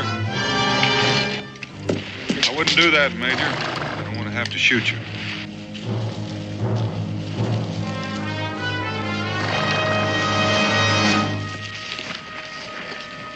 Don't be alarmed, Major Richardson. I'm not a Shawnee. You know my name? Major John Richardson, soldier, inventor, just arrived from London. With this extraordinary weapon, it could very possibly turn the tide of the revolution in favor of the British. It will, I assure you. Not as long as we have you, Major, and that rifle. And as for your generals, well, that's just an experiment. No more of them can be made without you. Oh, we have excellent sources of information. Yes, spies. Patriots, Major. The revolution has friends everywhere, even some in high places in England. Thanks to them, we know that you've only manufactured 200 of these. We know when they were shipped from England. We know that they're all in this wagon. Ain't that neat? We got the Major and the wagon. Except for just one thing. There's not a single rifle in that wagon. You were saying? What else do you know? You said it seemed too easy, Daniel. Those rifles are where they'll do what they were designed to do. To kill so many of you rebels that you'll be forced to abandon this foolish insurrection. My rifles, gentlemen, are in British hands. Your little adventure has failed.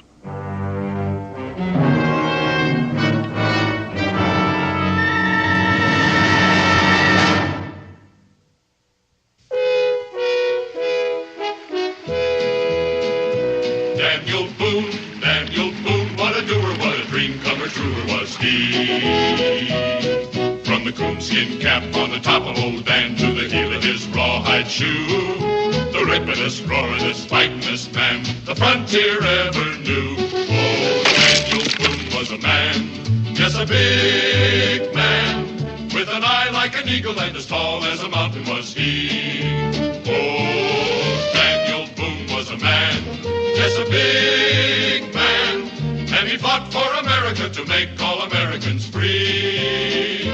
Daniel Boone was a doer, what a dream comer, truer was he. Daniel Boone, Daniel Boone.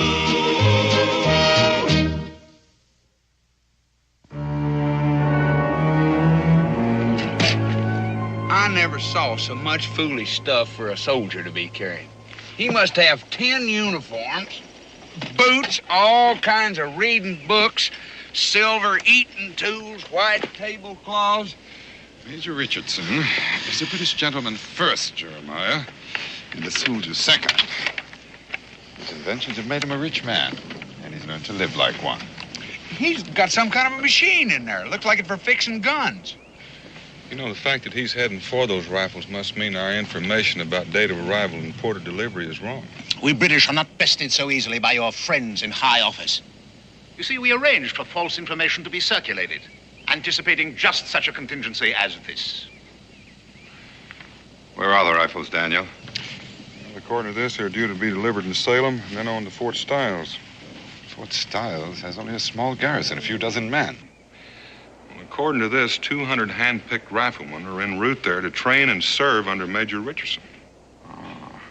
To prove the rifles under battle conditions. I think that's the idea. Rather frustrating, isn't it, Mr. Boone? Those rifles won't do them much good without you, Major. My dear man, the whole British Army doesn't cease to function if one officer disappears. Anyway, anyone can learn to fire a breech loader, even mine.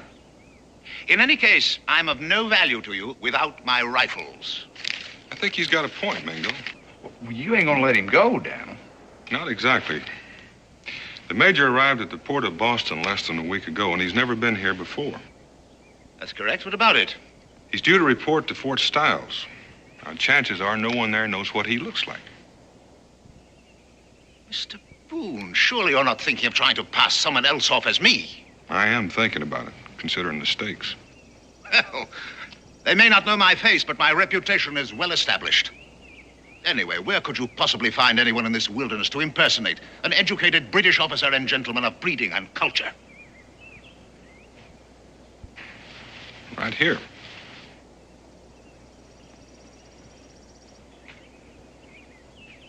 This savage? Well, this savage, Major, is a graduate of Oxford. And as for your reputation, you may have difficulty living up to it once Mingo is impersonating you. Now, let's get out of this opening. We've got some work to do.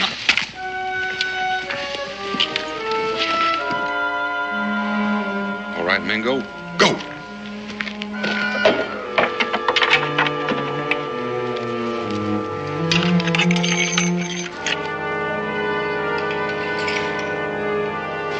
You don't actually believe he can learn in a matter of hours the skills of a lifetime, do you? I think he can learn well enough, Major, to fool anybody but you, and since you won't be there to call him on.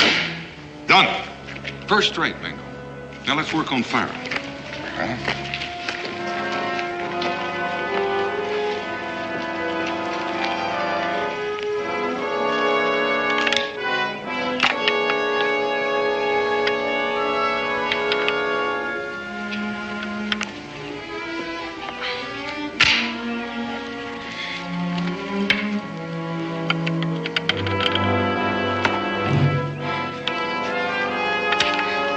Anytime you're ready, Daniel.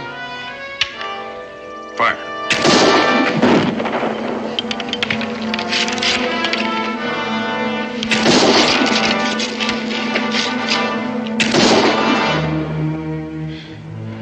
I never expected to see the day when I could fire more rapidly than you, Daniel. Speed's important, Mingo. It's not worth a hoot without accuracy.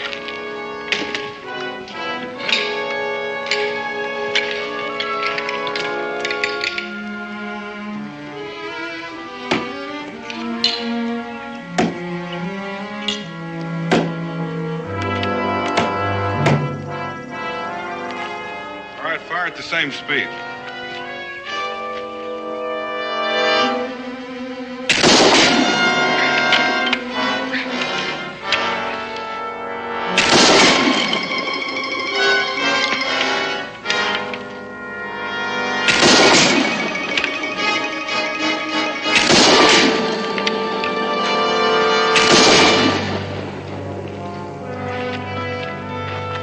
Congratulated, Major. Truly magnificent weapon. Yes, sir, Major. Your rifle in the hands of 200 Kentuckians, well, they'd be the equal of 1,000 of the Crown's finest. Well, you're getting a little ahead of yourself, Mr. Boone. Even if he is accepted as me, how do you plan to get those rifles out of Fort Stiles? Well, that's a good question. I wish I had the answer.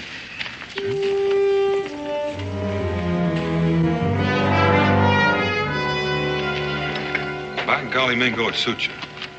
Well, it suits my father's English blood, but my mother's Cherokee blood is on the warpath over the scalping you gave me. Well, the hair will grow back. Yes, if my head is still connected to my neck when this is over. Well, there's no call to fret about that. I understand spies are shot, not beheaded. I can't tell you how that reassures me, Daniel. By the way, how am I to contact you when I've arranged everything? You're orderly. Orderly? Jeremiah.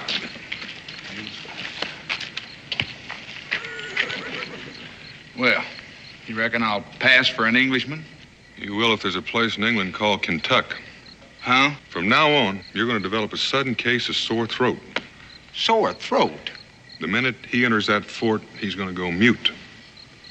Is he trying to tell me I talk funny?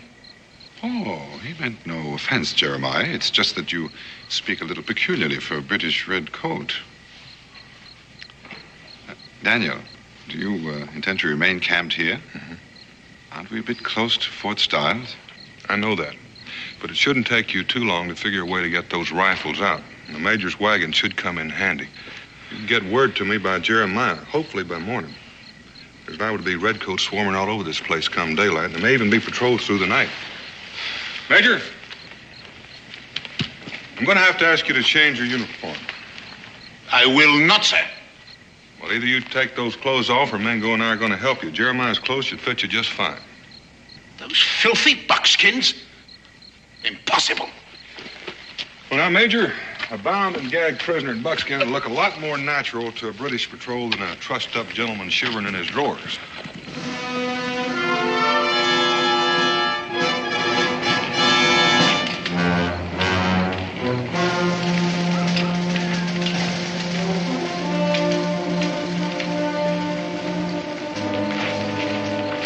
Pretty British officer and wagon approaching the gates.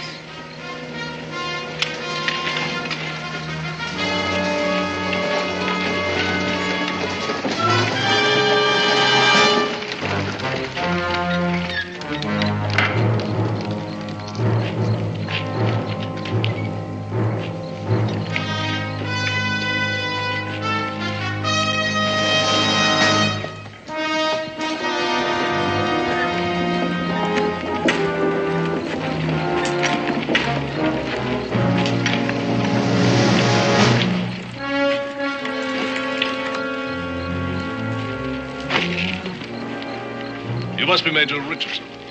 Colonel. I insist that you inspect my papers, Colonel. Yes, of course, but I have been expecting you, and there's several... Well, then I presume that my quarters are ready. Yes, but I thought we'd have a little talk first. Where are they? Well, you're in the same building with me. Our offices, dining room, and so on are in headquarters building. Yes. Well, that should be satisfactory. Quarter my horse, won't you, please? Take my personal effects to my quarters. Now, if you please, Colonel, I should like to inspect my shipment of rifles. Where are you keeping them? Well, that's what I've been trying to tell you. I received notification early this morning that there was a storm at sea. The ship has been delayed. It's not expected to dock in Salem until late tomorrow. Yes, well, that is a disappointment, isn't it? Then I assume that you have provided a suitable place to store the rifles when they do arrive. Oh, yes, I've made room in the arsenal. They'll be quite safe there, locked up tight. But I do have a pleasant surprise for you, Major, to offset your disappointment. Oh? Yes, your 200 riflemen on their way here will arrive under the command of Captain Halstead. Captain Halstead? Barnaby Halstead. I understand you're old school chums. Oh, you mean that? Captain, of course, Captain Halstead. Yes, well, delightful. Come along.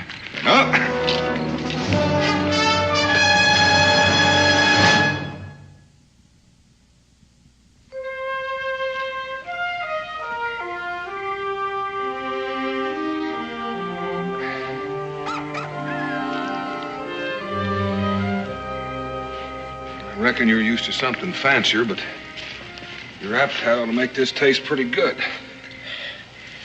I shall take extreme personal pleasure in attending your execution, Mr. Boone. You like to count your chickens, don't you, Major? You'll never get those rifles out of British-held territory. Even if your Indian friend does succeed in fooling the commandant at Fort Stiles. Why don't you kill me, Mr. Boone? If you're entertaining an idea of somehow using me to aid you with your flight... Eat it. It tastes better while it's hot.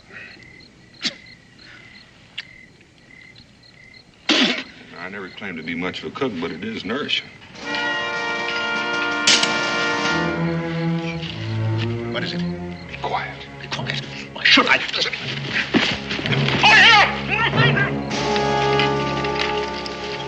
You hear something? That I did. Like someone shouting for help. Seemed to come from that direction. Right. Over here, British officer! This way.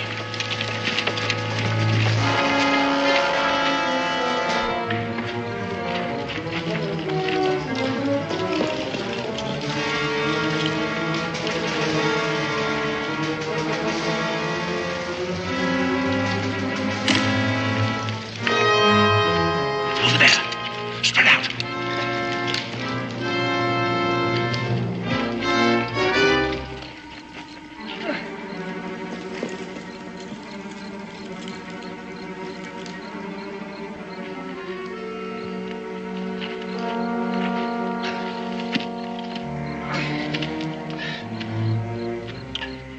Corporal, I was never so glad to see a British uniform in all my life. That's so. See, some rebels. They made me prisoner. And who might you be? Oh, the clothes. I'm Major Richardson, Corporal. Major John Richardson.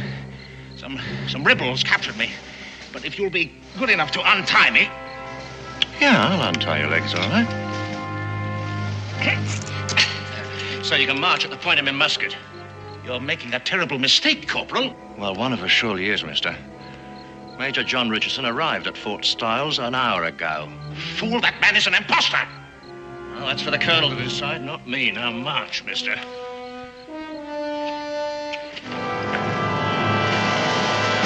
All this finery, Major, is bad for my morale. Makes me feel a bit homesick. The truly civilized man carries his civilization with him, Colonel. I, for one, should find it unbearable to have to live for very long as the primitives in this country do. Well, then I must apologize for the plain fare my orderly prepared for your palate.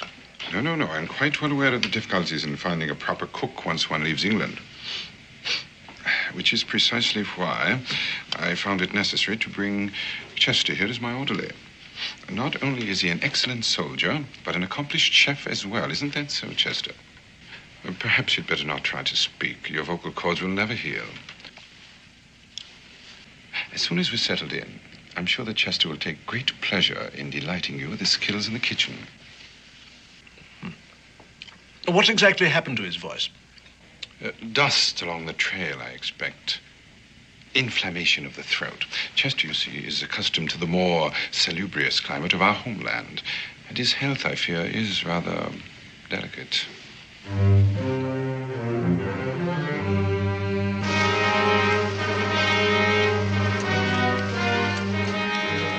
Corporal Watkins and patrol. Open up.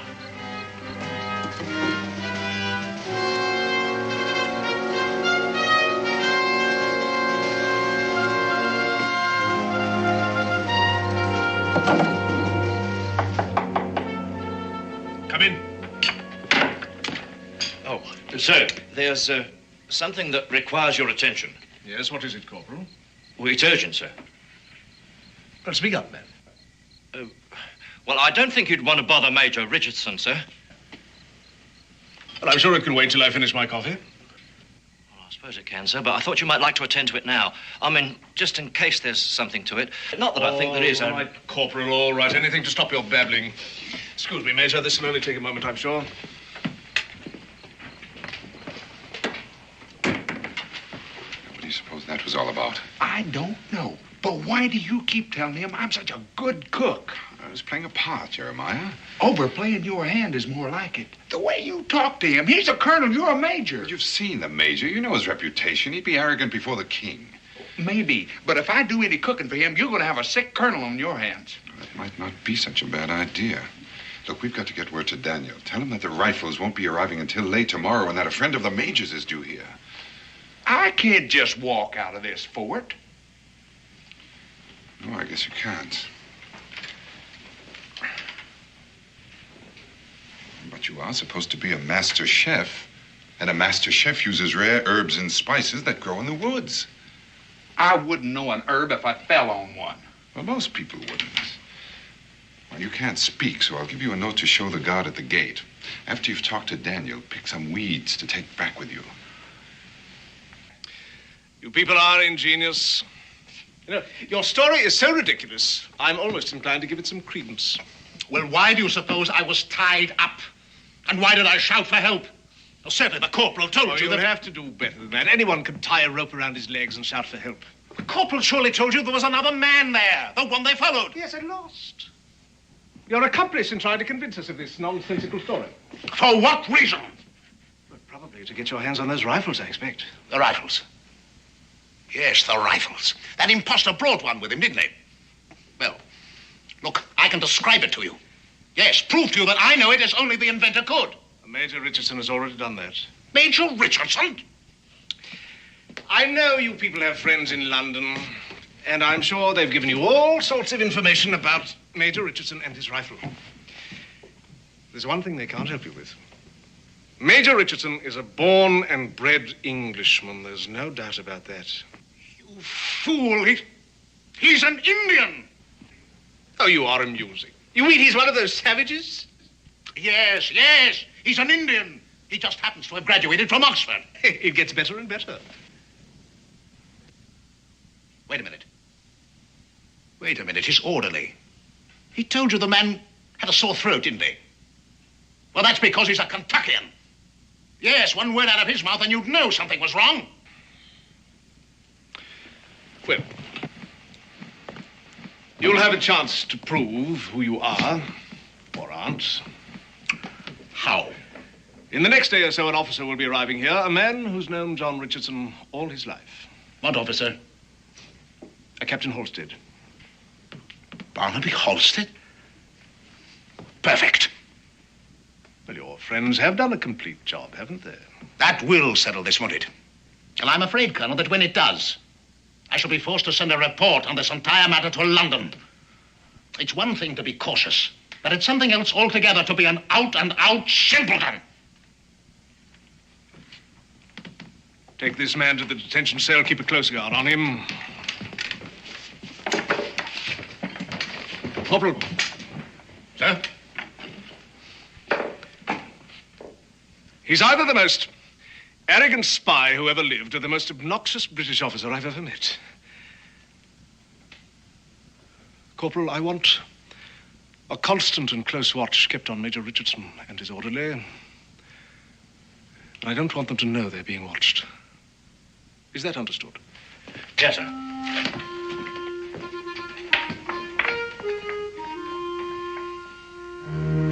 Well, it appears to me that the longer we keep up this play acting, the more apt we are to stick our foot in their mouth. Now, if them rifles don't get here pretty soon.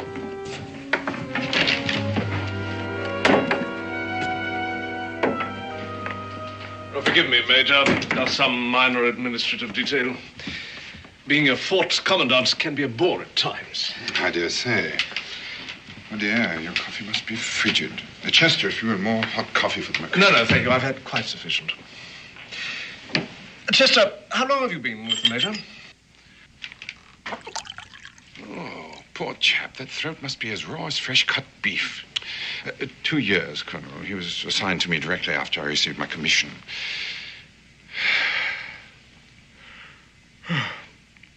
And now, if you'll forgive me, Colonel, I am a bit tired after a long ride, and I do want to be fresh in the morning. There's much work to be done. You'll excuse me. You can tend the table later, Chester. I'll need you to help me in unpacking. Good night, Colonel. Good night.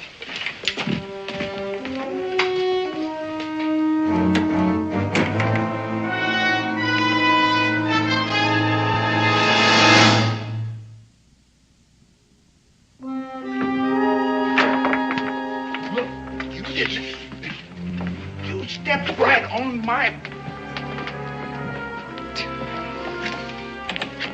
You know you pretty nigh broke my toe. You were going to answer the Colonel, weren't you? Why, he's sneaky. That's because he's beginning to suspect we're not all we're pretending to be. I don't know why, but we're going to have to be doubly careful from now on. I should pass you through the gate. Now, tell Daniel about the delay in the rifles and so forth. You're sure you can find him? Look, I may not be much of an orderly, but I ain't no oaf.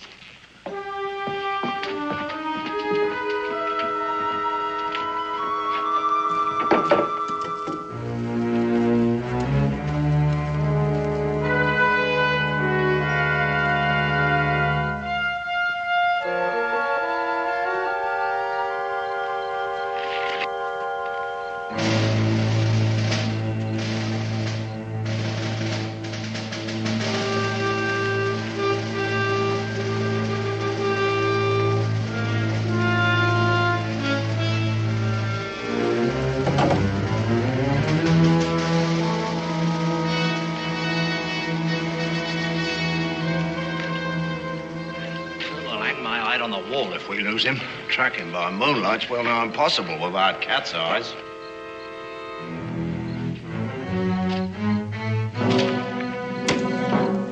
This way.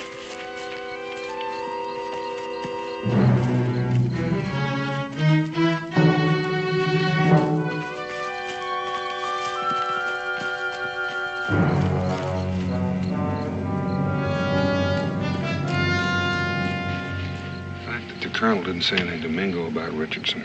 And the fact that he's got them redcoats on me. Oh, he's got his wind up all right. Are you sure you got them off my trail?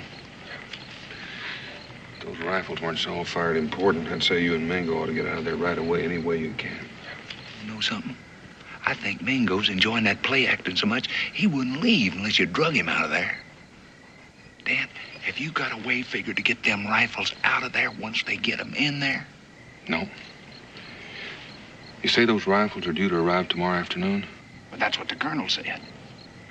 And the major's friend, Captain Halstead?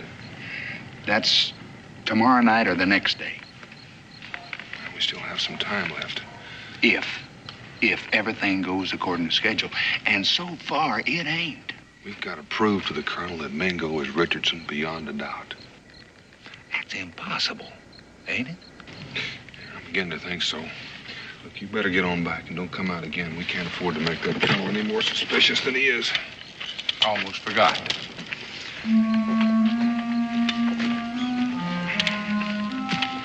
What's that? Herbs. What? Herbs and spices. That's what I'm out here for. I'm supposed to bring some back. Weeds will do just fine. I'll give you an idea for your throat.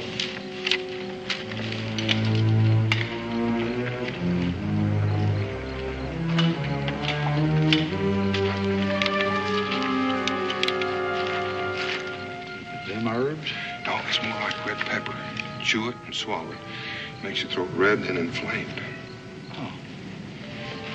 Look, Dan, if I don't come out of that fort... Don't come out. Unless there's an emergency or unless the rifles have arrived. By the way, you might let the redcoats pick up your trail and follow you, and that way you'll seem perfectly innocent.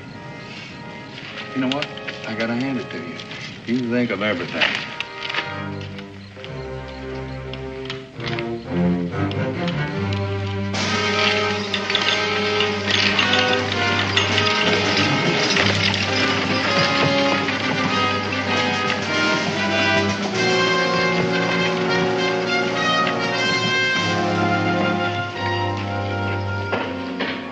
Men, form a double rank. Sergeant, open them up. Well, this must be a big moment for you, eh, Major? It is, indeed. Sergeant! Through that axe. See, Colonel, I want to be absolutely certain that the rifles weathered the sea voyage successfully.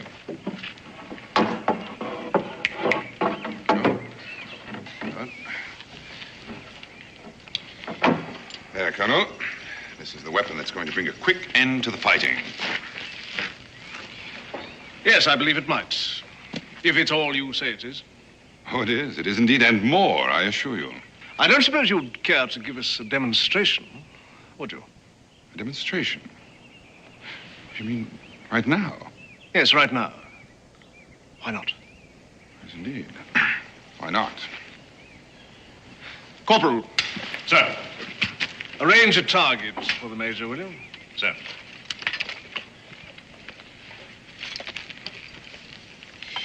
How do you want me to fire the rifle, Colonel? Standing, kneeling, prone, or on the move? On the move?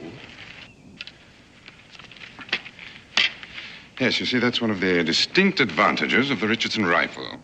Well, the choice is yours. Yeah, very well, Colonel.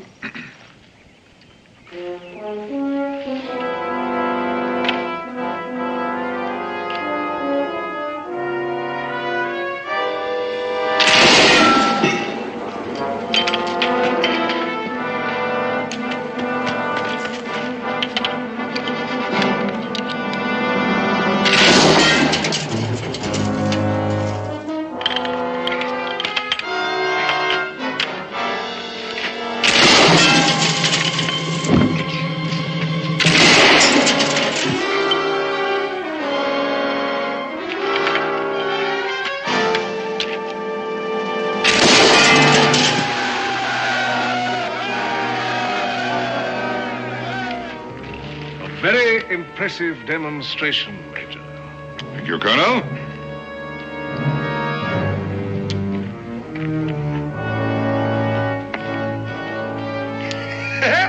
That colonel was so cocksure that he was walking you right into a trap with that rifle, and all the time you was planning to walk him right into his own trap.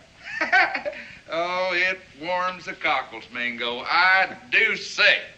Well, the important thing is he's just about convinced that I really am Major Richardson. That should give us a little more freedom to work something out. Now, if nothing else happens to arouse his suspicions, we might be able to...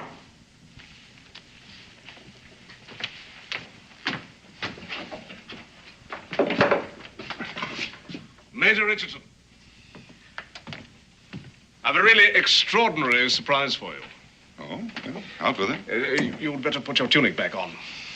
Don't tell me Barnaby Halstead has arrived already. No. I said a surprise. What could possibly happen in the middle of the afternoon in a frontier fort that would require my being formally attired? The arrival of a member of the fair sex. And I do mean fair, Major. You ought to be congratulated. She is a beauty. She... Yes, her boat docked in Yorktown yesterday. All the way from Liverpool, just to surprise you on your birthday. And she's in the sitting room waiting for you right now. Well, can't you guess, man? Miss Ellen Courtney, your fiancée.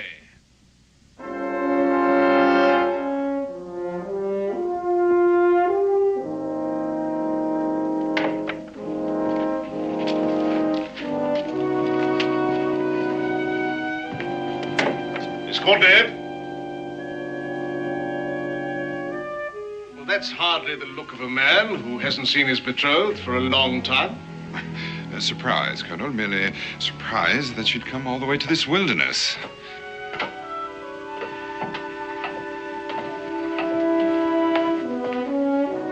John, darling, how wonderful to see you. My dear, how can I ever tell you how happy I am?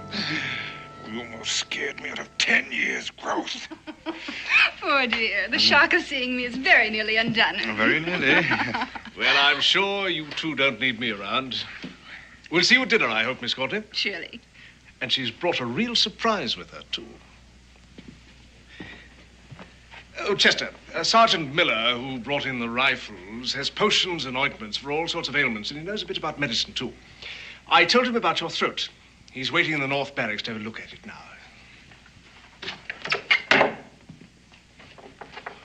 Rebecca Boone, what in the name of heaven are you doing here? Well, convincing the colonel that you're Major Richardson, for one thing. You did a fair job of that, but don't you know the British shoot spies? Oh, I don't think the British would execute a woman. But I don't think they'd hesitate to shoot you and Jeremiah. Yes, and if that Sergeant Miller knows anything at all about medicine, we're right back where we started. Oh, no. Daniel thought of that.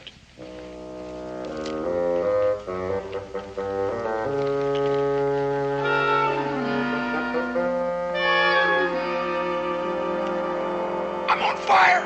I am burning up. Good. Now's a fine time to show your throat to the sergeant.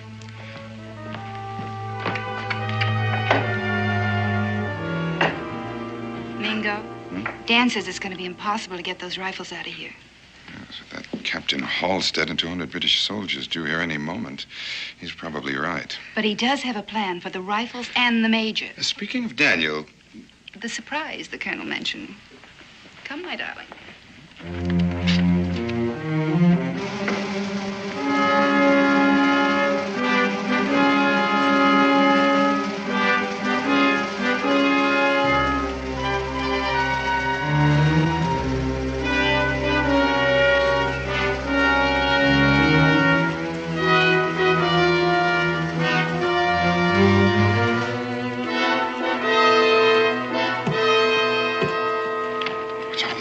The surprise. It's the rest of your things from your flat in London. You couldn't bring them when you came. Since we're going to be married, I thought... Yes, I know, but where's Daniel?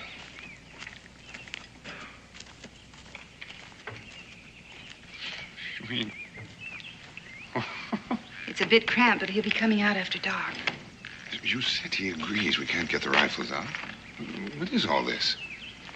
Well, he doesn't want the British to have them either. And as long as they have Major Richardson, they can manufacture more. Yes, but what are we supposed to do?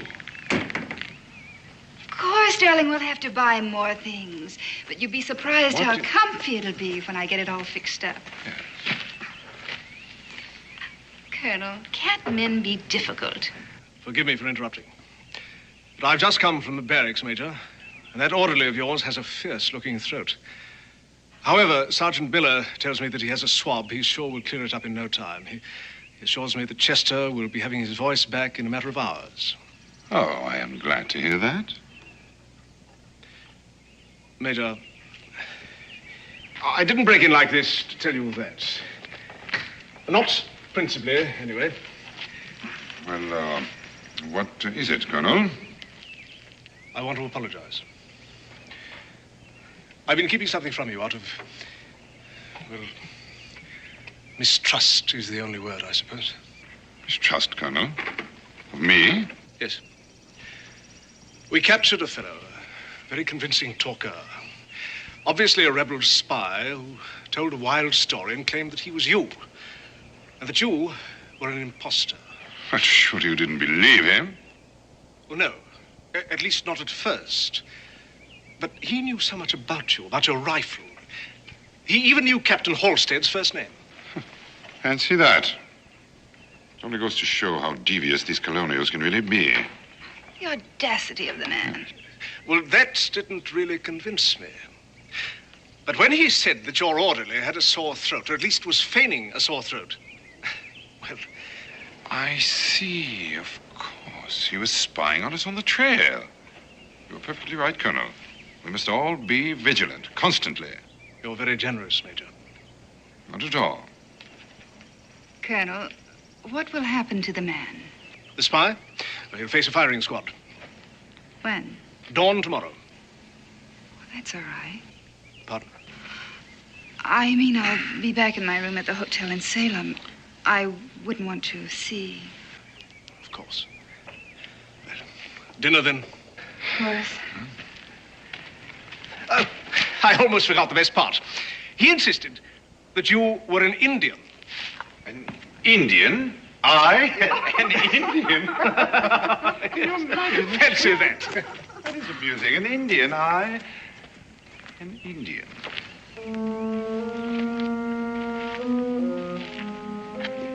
Daniel, you missed your calling.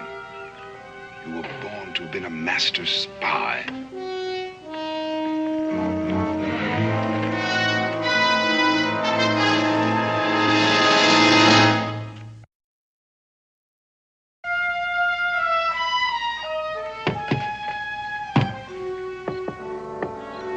Daniel, it's time.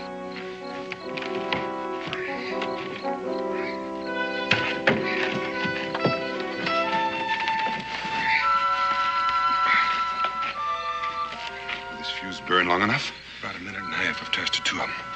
Where's Becky? Inside. I'll need about 10 minutes and then get him out of here. Right.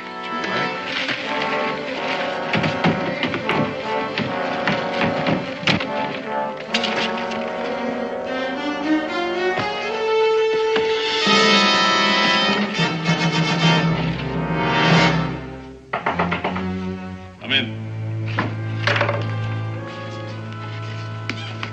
Forgive me for disturbing you, Colonel. Oh, not at all, Major, not at all. Do come in. Since he's to be executed in the morning, I should like to question that fellow who claims to be me. I think we should do everything we can to find out where, how, and how much the rebels have learned concerning our plans for the Richardson rifle. Well, I doubt he'll talk, but it's certainly worth the effort.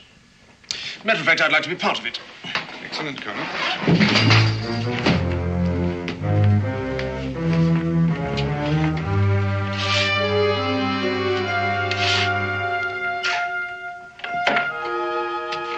Miss Courtney, I didn't realize you were still here. John will drive me to my hotel in Salem shortly. Don't you think it would be better if Miss Courtney were not here when we question? You're probably right, Colonel. You'd best wait upstairs, my dear. This may prove to be somewhat unpleasant. Come in.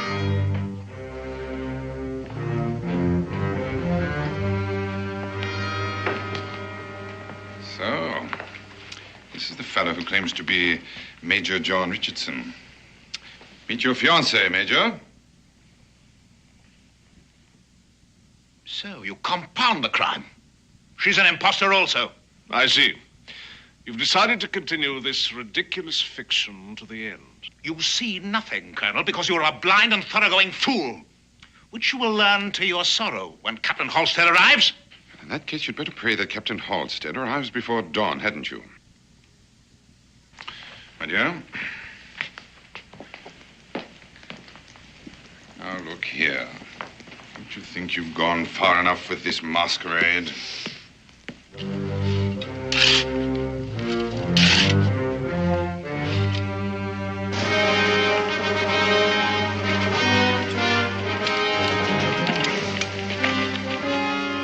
Captain Halstead, Corporal. Yes, sir. The colonel's expecting you. But the troops, sir, we thought you were coming with them. Bivouacked half a mile down the road. Well, I'll tell the colonel you're here, sir. Don't you see how pointless this is? Now, I can't promise you clemency, of course, but if you tell us... Come in. Oh, sir, Captain Halstead's arrived. Well, show the captain in, Corporal. Yes, sir. Are you going to tell us that Captain Halstead also is an imposter? John, what in the world are you doing in those clothes? Behind you, Barnaby! Don't! Captain, if you join the major there, I prefer not to shoot you, Colonel. At last you can see with your own eyes what a fool you've been. Rebecca!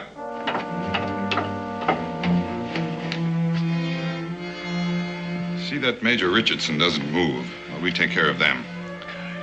You must think you're pretty clever. You're not clever enough to get out of here alive. We'll do the best we can, Colonel, I assure you. Now, if you'll turn that chair around... Sit down and put your hands behind your back.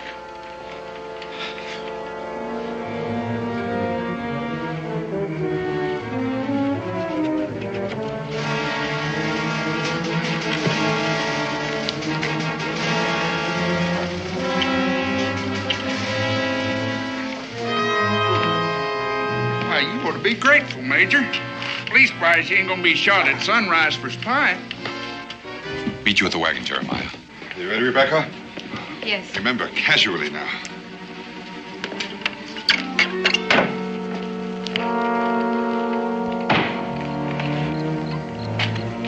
Evening, Corporal. Sir, shall I stable the captain's horse, or shall I leave him here? Captain Halstead will be a while. He's tied up with the colonel. Thanks, sir.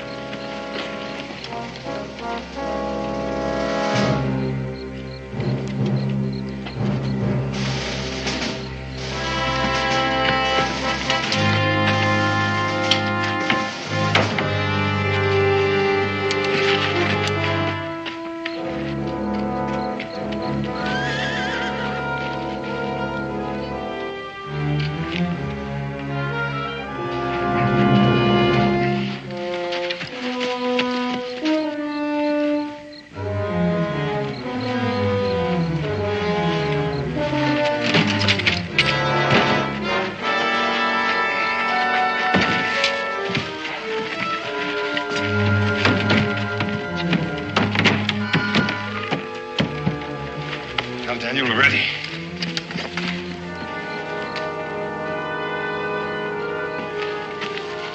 You ready? Right. You say that fuse will burn for a minute and a half. You sure it'll blow up all those rifles in there? When that gunpowder goes, those that are not blown up will be burned to cinders.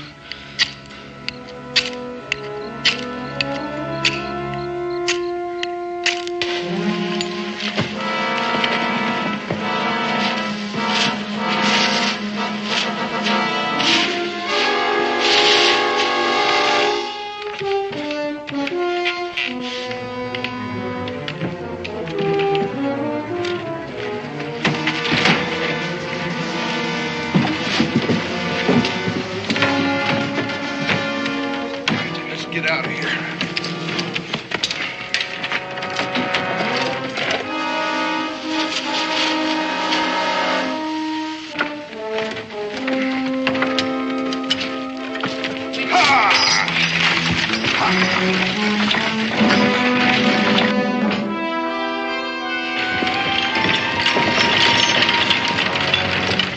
Nice night for a ride, sir? Yes, isn't it, Corporal? Will you be coming back from Salem tonight, sir? As a matter of fact, we won't. We are in a hurry, Corporal.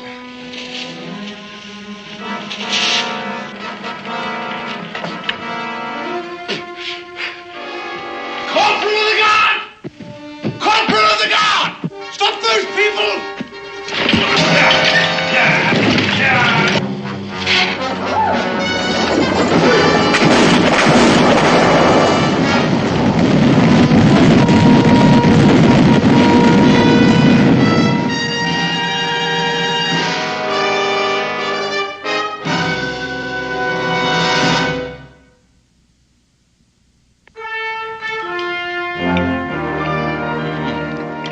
Mighty good.